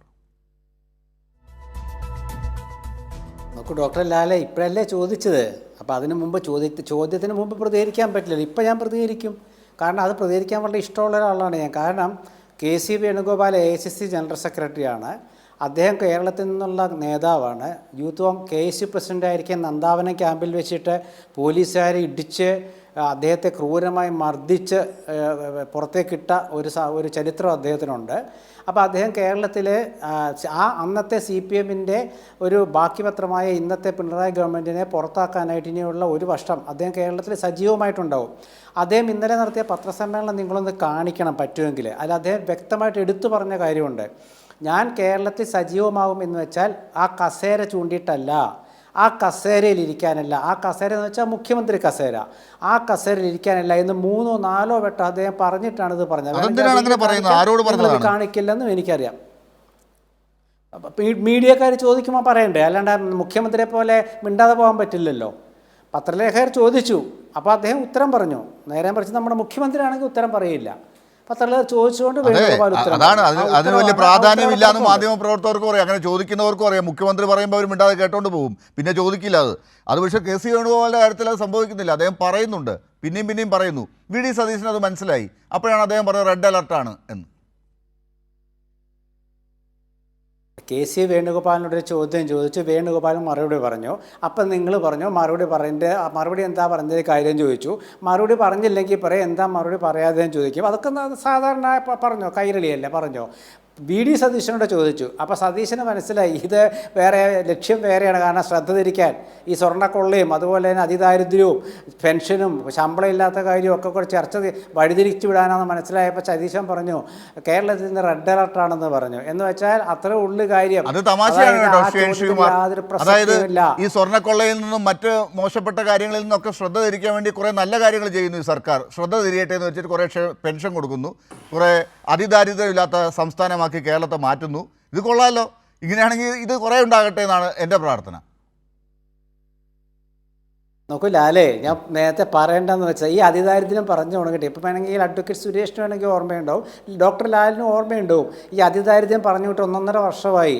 അത് ഈ പഞ്ചായത്ത് തെരഞ്ഞെടുപ്പിൻ്റെ മുമ്പുള്ള കേരള പ്രവരെ കാത്തിരിക്കേണ്ട കാര്യമില്ലല്ലോ. അന്നേ പറയുന്നത് 2025 നവംബർ 1 അന്നേ പറഞ്ഞത്. താങ്കൾ ശ്രദ്ധിക്കാത്തത് കൊണ്ടാണ്. ഞാൻ ശ്രദ്ധിച്ചോണ്ടാണ് പറഞ്ഞത്. അതല്ല ഞാൻ പറഞ്ഞ ഇപ്പം ലാല് ശ്രദ്ധിച്ചില്ല. അന്ന് പറഞ്ഞത് അതിദാരിദ്ര്യം മുക്തമാക്കാൻ വേണ്ടി ഈ പഞ്ചായത്ത് തെരഞ്ഞെടുപ്പിന്റെ മുമ്പുള്ള നവംബർ വരെ കാത്തിരിക്കേണ്ട കാര്യമില്ലല്ലോ. അത് വേണ്ട, നിലമ്പൂർ ലോക്സഭാ തെരഞ്ഞെടുപ്പിനെ ചെയ്യാമായിരുന്നു എന്നൊക്കെയാണ് താങ്കൾ പറയുന്നത്. എപ്പോഴെങ്കിലും എന്തെങ്കിലുമൊക്കെ തെരഞ്ഞെടുപ്പ് ഉണ്ടാവില്ലേ സാർ? തെരഞ്ഞെടുപ്പിന്റെ കാര്യം പറയണോ ഇതിനകത്ത്? നവംബർ 1 കേരള തെരഞ്ഞെടുപ്പ് 5 വർഷം കൂടുമ്പോൾ ഓരോ തെരഞ്ഞെടുപ്പ് എൻ്റെ കാഴ്ചപ്പാടിലുള്ളൂ. 5 ആണ്ട് കൂടുമ്പോൾ ഓരോ തെരഞ്ഞെടുപ്പ്, പഞ്ചായത്ത് തെരഞ്ഞെടുപ്പ് 5 ആണ്ട് കൂടുമ്പോൾ, മറ്റെല്ലാം 5 വർഷം കൂടുമ്പോൾ. അപ്പോൾ ഇത് കഴിഞ്ഞ വർഷം മുഖ്യമന്ത്രി പറഞ്ഞു അടുത്ത നവംബറിൽ, എന്ന് വെച്ചാൽ ഡിസംബറിൽ പഞ്ചായത്ത് തെരഞ്ഞെടുപ്പാണ്. ഇത് ആരോടാണ് ഇതൊക്കെ പറയുന്നത് എൻ്റെ ഡോക്ടർ ലാലേ? ഇതൊക്കെ ജനങ്ങൾക്ക് മനസ്സിലായതുകൊണ്ടാണ് ആ നിലമ്പൂർ ഓടിച്ചു വിട്ടത്. മനസ്സിലായല്ലോ. അല്ല, ഇങ്ങനെ തെരഞ്ഞെടുപ്പില്ലാത്തൊരു വർഷം നോക്കിയിട്ടാണെങ്കിൽ 2 കൊല്ലത്തിൽ കാര്യങ്ങളെല്ലാം ചെയ്തു തീർക്കണം. ഒരു സർക്കാർ അധികാരത്തിലേക്ക് വന്നാൽ ആദ്യത്തെ 2 കൊല്ലം കഴിഞ്ഞാൽ പിന്നെ 3 വർഷവും ഓരോ തെരഞ്ഞെടുപ്പുകളുണ്ട്. അപ്പോൾ അതിങ്ങനെ അത് ചെയ്തുകൊണ്ട് പിന്നെ ഇടയ്ക്ക് ബൈ ഇലക്ഷനൊക്കെ വരും. അപ്പോൾ അതൊക്കെ നോക്കേണ്ടി വരും. അങ്ങനെ ചെയ്യാൻ പറ്റുമോ? ലോകത്തുണ്ടോ അങ്ങനെ? ചെയ്യാൻ പറ്റുമോ? അതായത് ജനങ്ങൾക്ക് വേണ്ടി ചെയ്യണമെന്നുണ്ടെങ്കിൽ അതിന് സമയബന്ധിതമായ പരിപാടി ഇടണം. അതായത് ഞാൻ നേരത്തെ കേരളയിലെ കാര്യം പറഞ്ഞപ്പോൾ ഡോക്ടർ നമ്മുടെ അഡ്വക്കേറ്റ് ലാൽകുമാറിൻ്റെ കാര്യം പറഞ്ഞു. കേരളയിൽ എന്ന് പറഞ്ഞത് പ്രകടന പത്രികയിൽ ഉണ്ടായിരുന്നില്ല. അത് CPI എതിർത്തിരുന്നു. പക്ഷേ CPI നിയമസഭയിൽ സുബാലിനെ കൊണ്ട് അതിനെ പിന്തുണച്ച് സംസാരിച്ചു. പിന്നെ ആ കേരളയിൽ ഇപ്പം നമ്മുടെ എന്താ പറയുക ചരിത്ര സ്മാരകമായി മാറിയുകൊണ്ട് ഞാനത് ചർച്ചയാക്കുന്നില്ല. എനിക്ക് ചർച്ചയാക്കാൻ ഇഷ്ടം കോൺഗ്രസ് രാഷ്ട്രീയമാണ്.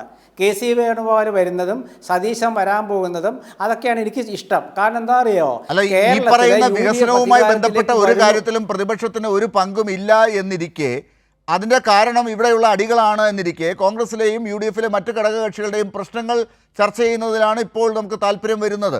അതാണ് ഞാൻ ഉന്നയിച്ചതും. അല്ല, ഞാൻ ഈ കോൺഗ്രസ് രാഷ്ട്രീയം ചർച്ച ചെയ്യുമ്പോഴേ എനിക്ക് എന്താ വെച്ചാൽ എല്ലാ രാഷ്ട്രീയ കക്ഷികളിലെയും ഈ ഗ്രൂപ്പിസം ചർച്ച ചെയ്യാൻ ഇഷ്ടമാണ്. ഇപ്പോൾ ആലപ്പുഴയിൽ G. സുധാകരൻ പറഞ്ഞല്ലോ, എന്നോട് ഫൈറ്റ് ചെയ്യാൻ വന്നവരാരും രക്ഷപ്പെട്ടില്ല. ആരോടെ? സജി ചെറിയാനോട്. അപ്പോൾ സജി ചെറിയാൻ എന്താ പറഞ്ഞേ, എനിക്ക് വളരെ സഹോദരനാണ്, ഞാൻ ഇല്ല. പിന്നീട് കാല് പിടിക്കാൻ പോയില്ലേ നമ്മുടെ ആലപ്പുഴ ജില്ലാ സെക്രട്ടറി നാസറും CS സുജാതയും. എന്നിട്ട് സുധാകരനെ പോയി കണ്ടില്ലേ ബ്രാഞ്ച് കമ്മിറ്റി അംഗം. അത് താങ്കൾ പറഞ്ഞോളൂ. പക്ഷേ ഇത് തീർത്തിട്ട് ഈ വി.ഡി. സതീശന് ഇവരോടൊക്കെയുള്ള പ്രശ്നങ്ങളും കെ.സി. വേണുഗോപാലിനോടുള്ള പുതിയ താല്പര്യങ്ങൾ, ഷാഫിക്ക് വി.ഡി. സതീശനോടുള്ള താല്പര്യം വിട്ടു, രാഹുലിനോടുള്ള ഇഷ്ടക്കേട് വന്ന അതിൻ്റെ അടുത്ത ദിവസം മുതൽ വി.ഡി. സതീശനെ തഴഞ്ഞ് ഷാഫി നിൽക്കുന്നു എന്ന് മാധ്യമങ്ങൾ പറയുന്നു. ഇപ്പോൾ ഇന്ന് അദ്ദേഹം തുറന്നു പറഞ്ഞു കെ.സി. വേണുഗോപാൽ വരട്ടെ, എല്ലാവരും കാത്തിരിക്കുന്നു എന്ന്. ഇങ്ങനെയൊക്കെയുള്ള പറച്ചിലുകൾ, ഇതിൻ്റെയൊക്കെ മറുപടി. കെ.സി. വേണുഗോപാൽ കേരളത്തിൽ സജീവമാകണം എന്ന് ഷാഫി പറമ്പിൽ പറയും. കാരണം അതാണ് കോൺഗ്രസ്. നേരെ മറിച്ച് ഇതിന് ഞാനൊക്കെ വല്ല ഉദാഹരണങ്ങളും താരതമ്യം ചെയ്തിട്ട് എനിക്ക് പറയാൻ പറ്റുള്ളൂ. കേരളത്തിൽ നിന്നുള്ള CPM-ൻ്റെ ജനറൽ സെക്രട്ടറിയാണ് MA ബേബി. അദ്ദേഹം കേരളത്തിലേക്ക് വന്ന പിണറായി വിജയനെ വിരുദ്ധതയായിട്ട് മാറുമോ? ഇല്ലല്ലോ. അദ്ദേഹം കേരളത്തിലേക്ക് വരും. MA ബേബി അദ്ദേഹം എന്താ വരാൻ കാരണം? അദ്ദേഹം കേരളീയനാണ്. അതുപോലെ എല്ലാവരും വരും. ഇനി അത് മാത്രമല്ല, പക്ഷെ ഒരു കാര്യമുണ്ട്, KC വേണുഗോപാലിനെ കേരളത്തിലെ കോൺഗ്രസ് നേതാക്കൾ തിരുത്താൻ പോകാറില്ല. ഇവിടെ മുഖ്യമന്ത്രിയുടെ മകനൊരു സമൻസ് വന്നതുമായി ബന്ധപ്പെട്ട് MA ബേബി ഒരിക്കൽ പറഞ്ഞത്, മുഖ്യമന്ത്രി പറഞ്ഞു അത് ബേബി വസ്തുത മനസ്സിലാക്കാതെയാണെന്ന് പറഞ്ഞപ്പോൾ ബേബി തിരുത്തി. അതെന്തായാലും കോൺഗ്രസിൽ ഉണ്ടാവില്ല.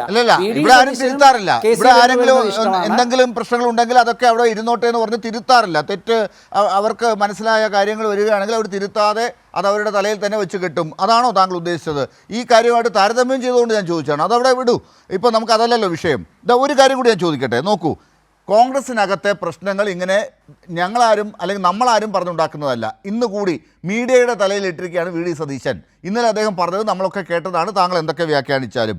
മുസ്ലിം ലീഗിൻ്റെ കാര്യം നോക്കൂ, എന്തൊക്കെ പ്രശ്നങ്ങളാണ് ആ പാർട്ടിയിൽ. യൂത്ത് ലീഗിൻ്റെ കാര്യത്തിൽ ഫിറോസ് അനുഭവിച്ചുകൊണ്ടിരിക്കുന്ന പ്രശ്നങ്ങൾ ഇതുവരെ തീർന്നിട്ടില്ല. അദ്ദേഹത്തിൻ്റെ സാമ്പത്തിക സ്രോതസ്സിനെ കുറിച്ചുള്ള തർക്കങ്ങൾ അവിടെ ആ പാർട്ടിയിൽ, ആ യൂത്ത് ലീഗിൽ ഉണ്ടാക്കിയിരിക്കുന്ന പ്രശ്നങ്ങൾ ഒരു ഭാഗത്തോടെ നിൽക്കുന്നു. വലിയ ലീഗിൽ, മുസ്ലിം ലീഗിൽ ഇപ്പോൾ വെൽഫെയർ പാർട്ടിയുമായിട്ട് ചേർന്ന് അവർ മത്സരിക്കാൻ തയ്യാറാകുന്നു എന്ന അത്ഭുത കാഴ്ചയാണ്. അതിനി എന്തൊക്കെ തരത്തിലാണ് അവിടെ കോളിലൊക്കെ ഉണ്ടാക്കാൻ പോകുന്നതെന്ന് അറിയില്ല. അങ്ങനെ ഒരു വർഗീയതയിലേക്ക് കാര്യങ്ങൾ മുന്നണി തന്നെ ഒറ്റക്കെട്ടായി പോകുന്നൊരവസ്ഥ.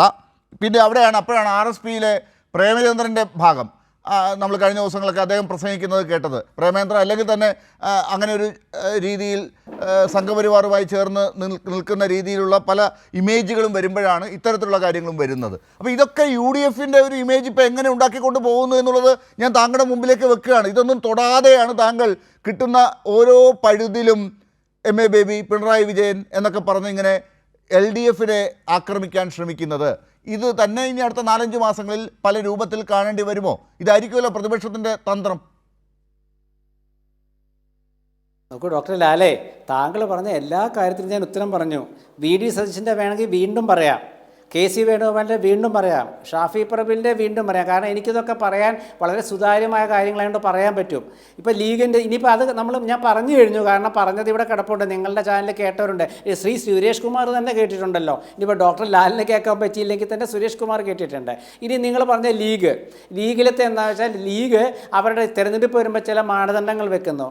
ആ മാനദണ്ഡങ്ങളിലൂടെ യൂത്ത് ലീഗിന് അതൃപ്തി ഉണ്ടെന്നൊരു വാർത്ത വന്നു. യൂത്ത് ലീഗ് എന്തായാലും പരസ്യമായിട്ടൊന്നും പറഞ്ഞിട്ടില്ല. അത് എല്ലാ പാർട്ടിയിലും ഉണ്ട്.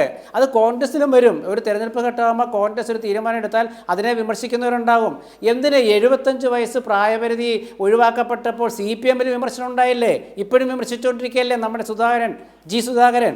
എല്ലാ പാർട്ടിയിലും ഉണ്ട്. അത് കഴിഞ്ഞു, ലീഗിൻ്റെ കഴിഞ്ഞു.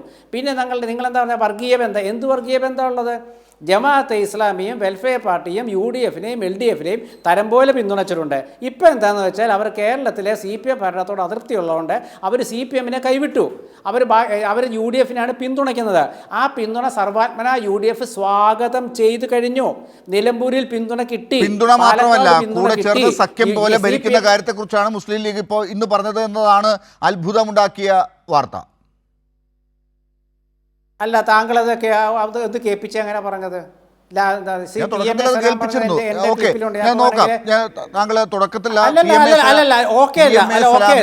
PMA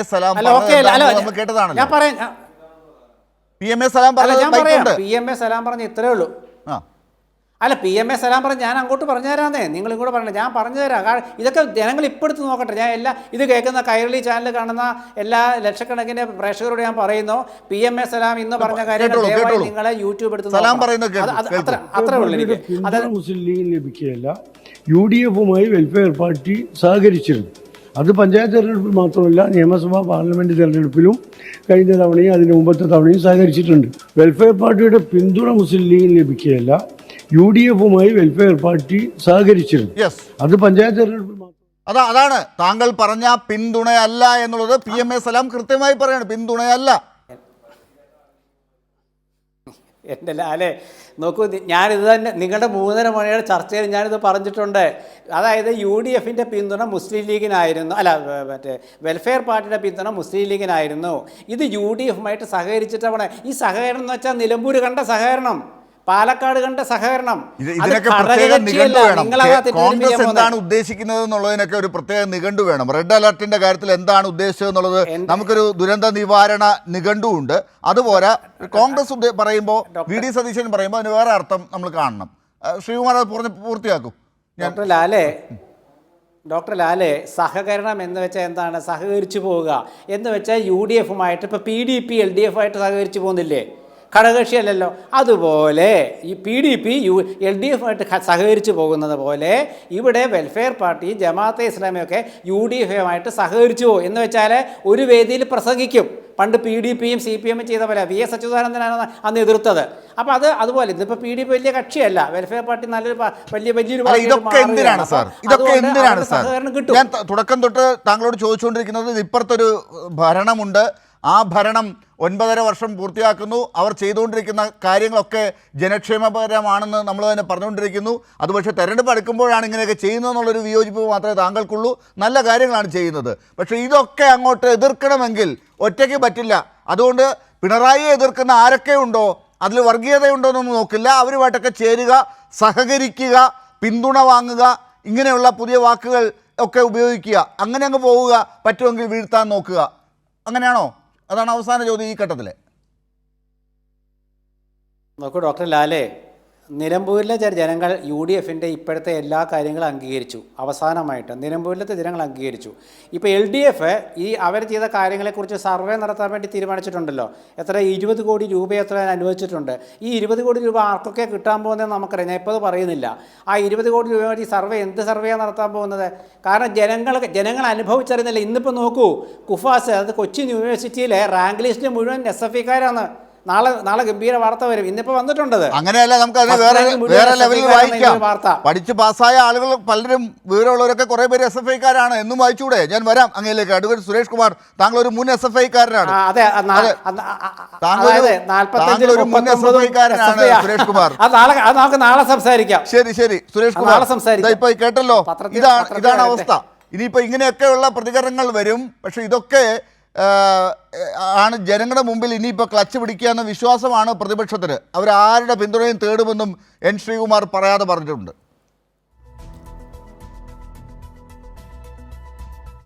ഞാൻ അദ്ദേഹത്തിൻ്റെ അഭിപ്രായ പ്രകടനത്തിൽ യാതൊരു അതിശയോക്തിയും കാണുന്നില്ല. അദ്ദേഹം ഇവിടെ അതിദരിദ്രരില്ലാത്ത കേരളമായി ഈ നവംബർ 1-ന് കേരളത്തെ മുഖ്യമന്ത്രി പ്രഖ്യാപിക്കുന്നതിനെ സംബന്ധിച്ച് തെറ്റിദ്ധാരണ വരുത്തുന്ന നിലയിൽ, അല്ലെങ്കിൽ അദ്ദേഹം അത് വേണ്ടത്ര മനസ്സിലാകാത്ത നിലയിൽ ഒരു ചില അഭിപ്രായ പ്രകടനങ്ങൾ നടത്തുകയുണ്ടായി. എന്താണ് അതിനകത്തുള്ളത്? മുഖ്യമന്ത്രി അതിനെ സംബന്ധിച്ച് പ്രസ്താവിക്കുമ്പോൾ തന്നെ കൃത്യമായ ഗ്രഹപാഠം ചെയ്യാൻ സജ്ജമാക്കിയ ഒരു സർക്കാർ മെഷീനറിയെ തയ്യാറാക്കി നിർത്തിയിട്ടാണ് ആ പ്രഖ്യാപനം നടത്തുന്നത്. നിങ്ങൾ നോക്കൂ, കഴിഞ്ഞ 1 വർഷമായി സർക്കാരിൻ്റെ വിവിധ ഏജൻസികൾ കേരളത്തിലെ അതിദരിദ്രരെ സംബന്ധിച്ച് വളരെ കൃത്യമായിട്ടുള്ള കണക്കെടുപ്പ് നടത്തി അവർക്ക് എന്തൊക്കെയാണോ ഇല്ലാത്തത്, ആ ഇല്ലാത്ത കാര്യങ്ങൾ ഉണ്ടാക്കി കൊടുക്കുന്നതിന് വേണ്ടിയിട്ടുള്ള വളരെ ഭഗീരഥമായിട്ടുള്ള പ്രയത്നം ഏറ്റെടുത്ത് നടപ്പിലാക്കി വരികയായിരുന്നു. ഏകദേശം 70,000-ത്തിലധികം പേരെയാണ് സർവേയിലൂടെ കണ്ടെത്തിയത്. അതിൽ വീടില്ലാത്തവർക്ക് വീട്, മറ്റ് സൗകര്യങ്ങളില്ലാത്തവർക്ക് ആ സൗകര്യങ്ങൾ, അതുപോലെ തന്നെ അസുഖബാധിതർക്ക് അതിന് പുനരധിവസിക്കുന്നതിന് വേണ്ടിയിട്ടുള്ള എല്ലാ സജ്ജീകരണങ്ങളും ചെയ്തു കൊടുത്തു. ഈ രൂപത്തിലുള്ള ഒരു വലിയ ഇടപെടലാണ് നടത്തിയത്. അതല്ലാതെ നിങ്ങളെപ്പോലെ വയനാട് ചൂരൽമല പ്രദേശത്ത് അവിടെ നിരാലംബരായി എല്ലാം നഷ്ടപ്പെട്ടവരുടെ പേരിൽ വീട് വെച്ച് കൊടുക്കാമെന്ന് പറഞ്ഞ് പണം പിരിച്ചിട്ട് ഇപ്പം ചോദിക്കുമ്പോൾ പൊട്ടം കളിക്കുന്ന സമീപനമല്ല എൻ്റെ പ്രിയപ്പെട്ട ബഹുമാന്യനായിട്ടുള്ള സഹ പാനലിസ്റ്റിനോട് എനിക്ക് പറയാനുള്ളത്. ആ സമീപനമല്ല സർക്കാർ സ്വീകരിക്കുന്നത്. നിങ്ങൾ നോക്കൂ, നിങ്ങൾക്ക് അതിനെ സംബന്ധിച്ച് ഒരു മറുപടി, അവർക്ക് ആശ്വാസമേകുന്ന, അവരുടെ കാതുകൾക്ക് ഇമ്പമാകുന്ന ഒരു മറുപടി പറയാൻ നിങ്ങൾക്ക് കഴിഞ്ഞിട്ടുണ്ടോ? പിന്നെ നിങ്ങൾ വളരെ താല്പര്യപൂർവ്വം പറഞ്ഞു വിഭാഗീയതയെക്കുറിച്ചാണ്, മറ്റ് രാഷ്ട്രീയ പാർട്ടികളിലെ വിഭാഗീയതയെക്കുറിച്ചാണ് എനിക്ക് സംസാരിക്കാൻ ഇഷ്ടമെന്ന്. ഞാൻ ചോദിക്കട്ടെ, വിഭാഗീയത എന്ന ഓമന പേരിട്ടോ അഭിപ്രായ വ്യത്യാസം എന്ന ഓമന പേരിട്ടോ ഇതിനെ വിളിക്കാൻ പറ്റുമോ? എന്താണ് കോൺഗ്രസിനകത്ത് നടന്നുകൊണ്ടിരുന്നതും ഇപ്പോൾ നടക്കുന്നതും? നിങ്ങൾ ആലോചിച്ച് നോക്കൂ. സ്വന്തം വീട്ടിനകത്ത് അന്തചിത്രവും കുഴപ്പവും ഉണ്ടാക്കുന്ന ചില തെമ്മാടി സമീപനം സ്വീകരിക്കുന്ന രൂപത്തിലല്ലേ കോൺഗ്രസ് ഈ കേരളം ഭരിക്കുന്ന സന്ദർഭത്തിൽ ഇന്നിപ്പോൾ കേരളത്തിലെ പ്രതിപക്ഷ നേതാവായിട്ടുള്ള ശ്രീ V.D. സതീശൻ ആ സർക്കാരിനെ നോക്കി അദ്ദേഹം എന്താ പറഞ്ഞത്? അദ്ദേഹം പറഞ്ഞത് കാട്ടുകൊള്ളയാണ് ഇവിടെ നടക്കുന്നതെന്നാണ്. ഉമ്മൻചാണ്ടി കേരളം ഭരിക്കുന്ന അവസാന നാളുകളിൽ ഇവിടെ നടക്കുന്ന ഭരണം കാട്ടുകൊള്ളയ്ക്ക് സമാനമാണെന്നാണ് ബഹുമാനപ്പെട്ട അന്നത്തെ KPCC പ്രസിഡന്റ് പറഞ്ഞത്. ഇത് തീവെട്ടിക്കൊള്ള എന്നാണ് ശ്രീ VM സുധീരൻ സൂചിപ്പിച്ചത്. അത് മാത്രമാണോ? എന്തൊക്കെയാണ് കോൺഗ്രസിൻ്റെ സമീപകാല ചരിത്രം പരിശോധിക്കുമ്പോൾ നമുക്ക് മനസ്സിലാക്കാൻ വേണ്ടി സാധിക്കുന്നത്? കോൺഗ്രസിൻ്റെ വളരെ പ്രധാനപ്പെട്ട നേതാക്കന്മാരെക്കുറിച്ച് ഇന്ന് കാസർഗോഡിൻ്റെ MP ആയിരിക്കുന്ന ശ്രീ രാജ്മോഹൻ ഉണ്ണിത്താൻ നടത്തിയിട്ടുള്ള വാർത്താ സമ്മേളനങ്ങളുടെ ഒരു പരമ്പര തന്നെയുണ്ട്. അന്ന് ആ വാർത്താ സമ്മേളനങ്ങൾ ആരംഭിക്കുമ്പോൾ സ്വീകരണ മുറിയിലെ ടെലിവിഷൻ കാരണവർ വന്ന് ഓഫ് ചെയ്ത് വെക്കുമായിരുന്നു. കാരണം കുടുംബത്തോടു കൂടി ഇരുന്ന് ആ വാർത്താ സമ്മേളനത്തിൻ്റെ പദപ്രയോഗങ്ങൾ കേൾക്കാൻ കഴിയാത്ത സാഹചര്യം സൃഷ്ടിക്കപ്പെട്ടിരുന്നു. പൊതുരാഷ്ട്രീയം പോലും മലീമസമാക്കപ്പെട്ടൊരു സാഹചര്യം ഉണ്ടായിരുന്നു. രാഷ്ട്രീയക്കാർക്കെതിരെ ജനങ്ങളെ ചിന്തിക്കാൻ പ്രേരിപ്പിക്കുന്ന നിലയിൽ കോൺഗ്രസിനകത്തെ അന്തചിത്രങ്ങളും കുഴപ്പങ്ങളും ആഭാസ നാടകങ്ങളും എത്രമാത്രം മോശമായിട്ടാണ് ശ്രീ രാജ്മോഹൻ ഉണ്ണിത്താനെ പോലുള്ള ആളുകൾ KPCC ഓഫീസിനകത്ത് നടക്കുന്ന കാര്യങ്ങൾ മുരളീധരൻ അടക്കമുള്ള ആളുകളെ പരാമർശിച്ച് നടത്തിയിട്ടുള്ളത്. അതുപോലെ തന്നെ തിരുവനന്തപുരത്ത് PMG ജംഗ്ഷനിൽ ഇന്നത്തെ KPCCയുടെ വൈസ് പ്രസിഡന്റ് ശ്രീ ചരിത്ര പ്രസാദ്, അതുപോലെ തന്നെ രാജ്മോഹൻ ഉണ്ണിത്താൻ, ഇവർ ഉടുതുണിയില്ലാതെ ഓടിയ ഒരു രാഷ്ട്രീയ ചരിത്രമുണ്ട്. ഇതിനെ നമുക്ക് വിഭാഗീയത എന്ന ഓമന പേരിട്ട് വിളിക്കാൻ വേണ്ടി പറ്റുമോ? ഇതാണോ കോൺഗ്രസിനകത്തെ അഭിപ്രായ വ്യത്യാസമെന്ന ഓമന പേരിൽ നിങ്ങൾ പറയുന്നത്? ഇത് സത്യം പറഞ്ഞു കഴിഞ്ഞാൽ നിങ്ങളെ സംബന്ധിച്ച് പറയാൻ കഴിയാത്ത നിലയിലുള്ള അപവാദപരമായിട്ടുള്ള കാര്യങ്ങൾ ഉണ്ടാക്കി വച്ചിരിക്കുന്നത് കോൺഗ്രസ്സാണ്. എന്നിട്ട് നിങ്ങൾ തന്നെ അതിനെ വളരെ സമർത്ഥമായി അവതരിപ്പിക്കുകയാണ്. ഇത് ഞങ്ങളുടെ അഭിപ്രായ വ്യത്യാസത്തിൻ്റെ ഏറ്റവും മൂർത്തമായ രൂപമായി നിങ്ങൾ തന്നെ അവതരിപ്പിക്കുകയാണ്. നിങ്ങൾ ഈ നാട്ടിൽ നടക്കുന്ന വികസനം ചർച്ച ചെയ്യാൻ ആഗ്രഹിക്കുന്നില്ല. ഈ നാട്ടിൽ നടക്കുന്ന മറ്റ് പ്രവർത്തനങ്ങൾ ഒരു കാരണവശാലും ചർച്ച ചെയ്യപ്പെടരുത്. നിങ്ങൾക്കറിയാമോ, ഇന്ത്യയിൽ ഏറ്റവും കൂടുതൽ തൊഴിൽ നൽകിയ PSC ആണ് കേരളത്തിലെ PSC. അറിയാമോ നിങ്ങൾക്ക്? അത് ചർച്ച ചെയ്യപ്പെടരുത്.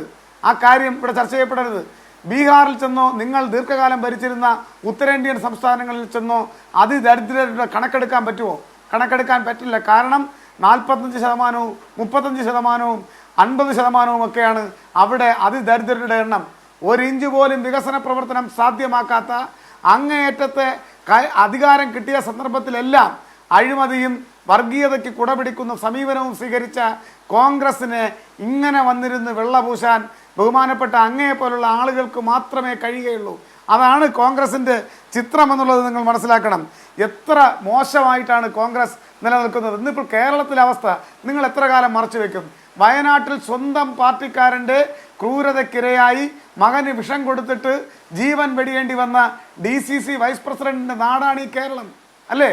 പ്രാദേശിക നേതാക്കന്മാരുടെ ക്രൂരതയ്ക്കിരയായി എത്ര ആളുകൾ ആത്മഹത്യ ചെയ്യുന്നുണ്ട്. വയനാട് മാത്രം 5ലധികം ആളുകൾ ആത്മഹത്യ ചെയ്തു. ഈ നാട്ടിലെമ്പാടും ആത്മഹത്യകൾ പെരുകുകയാണ്. നേരത്തെ നിങ്ങളുടെയൊക്കെ ഭരണകാലത്ത് കർഷക ആത്മഹത്യകളാണെങ്കിൽ ഇന്ന് കോൺഗ്രസ് നേതാക്കന്മാരുടെ പീഡനം സഹിക്ക വയ്യാതെ വീട്ടമ്മമാരും അതുപോലെ തന്നെ നിരാലംബരായിട്ടുള്ള ആളുകളും ആത്മഹത്യ ചെയ്യുന്ന നിലയിലേക്ക് ഈ നാട് എത്തപ്പെട്ടിരിക്കുകയാണ്.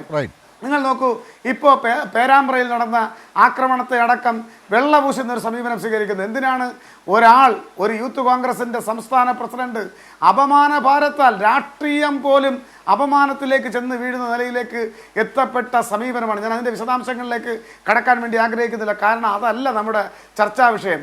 ആ രൂപത്തിലേക്ക് ഈ നാടിനെ, രാഷ്ട്രീയത്തെ മലീമസമാക്കിക്കൊണ്ടെത്തിച്ച ആ സംഭവത്തിൽ നിന്നും തടിയൂരുന്നതിന് വേണ്ടി അയാളെ കോൺഗ്രസ് പുറത്താക്കിയ ആളുകളെ DCC പ്രസിഡന്റ് ഉൾപ്പെടെയുള്ള ആളുകൾ തോളിലേറ്റ് ജാഥ നടത്തുന്ന അതിവിചിത്രമായ നാടകം ഈ വർത്തമാനകാലത്താണ് നടന്നുകൊണ്ടിരിക്കുന്നത്. എൻ്റെ പ്രിയപ്പെട്ട സുഹൃത്തെ, എന്താണ് നിങ്ങൾക്ക് ഇതിലുള്ള അഭിപ്രായം? അറിയാമല്ലോ, അതിന് ചോദിക്കുകയാണ്. ശരി, കോൺഗ്രസ് ഇടവേളയിലേക്ക് പോകുന്നതിന് മുമ്പ്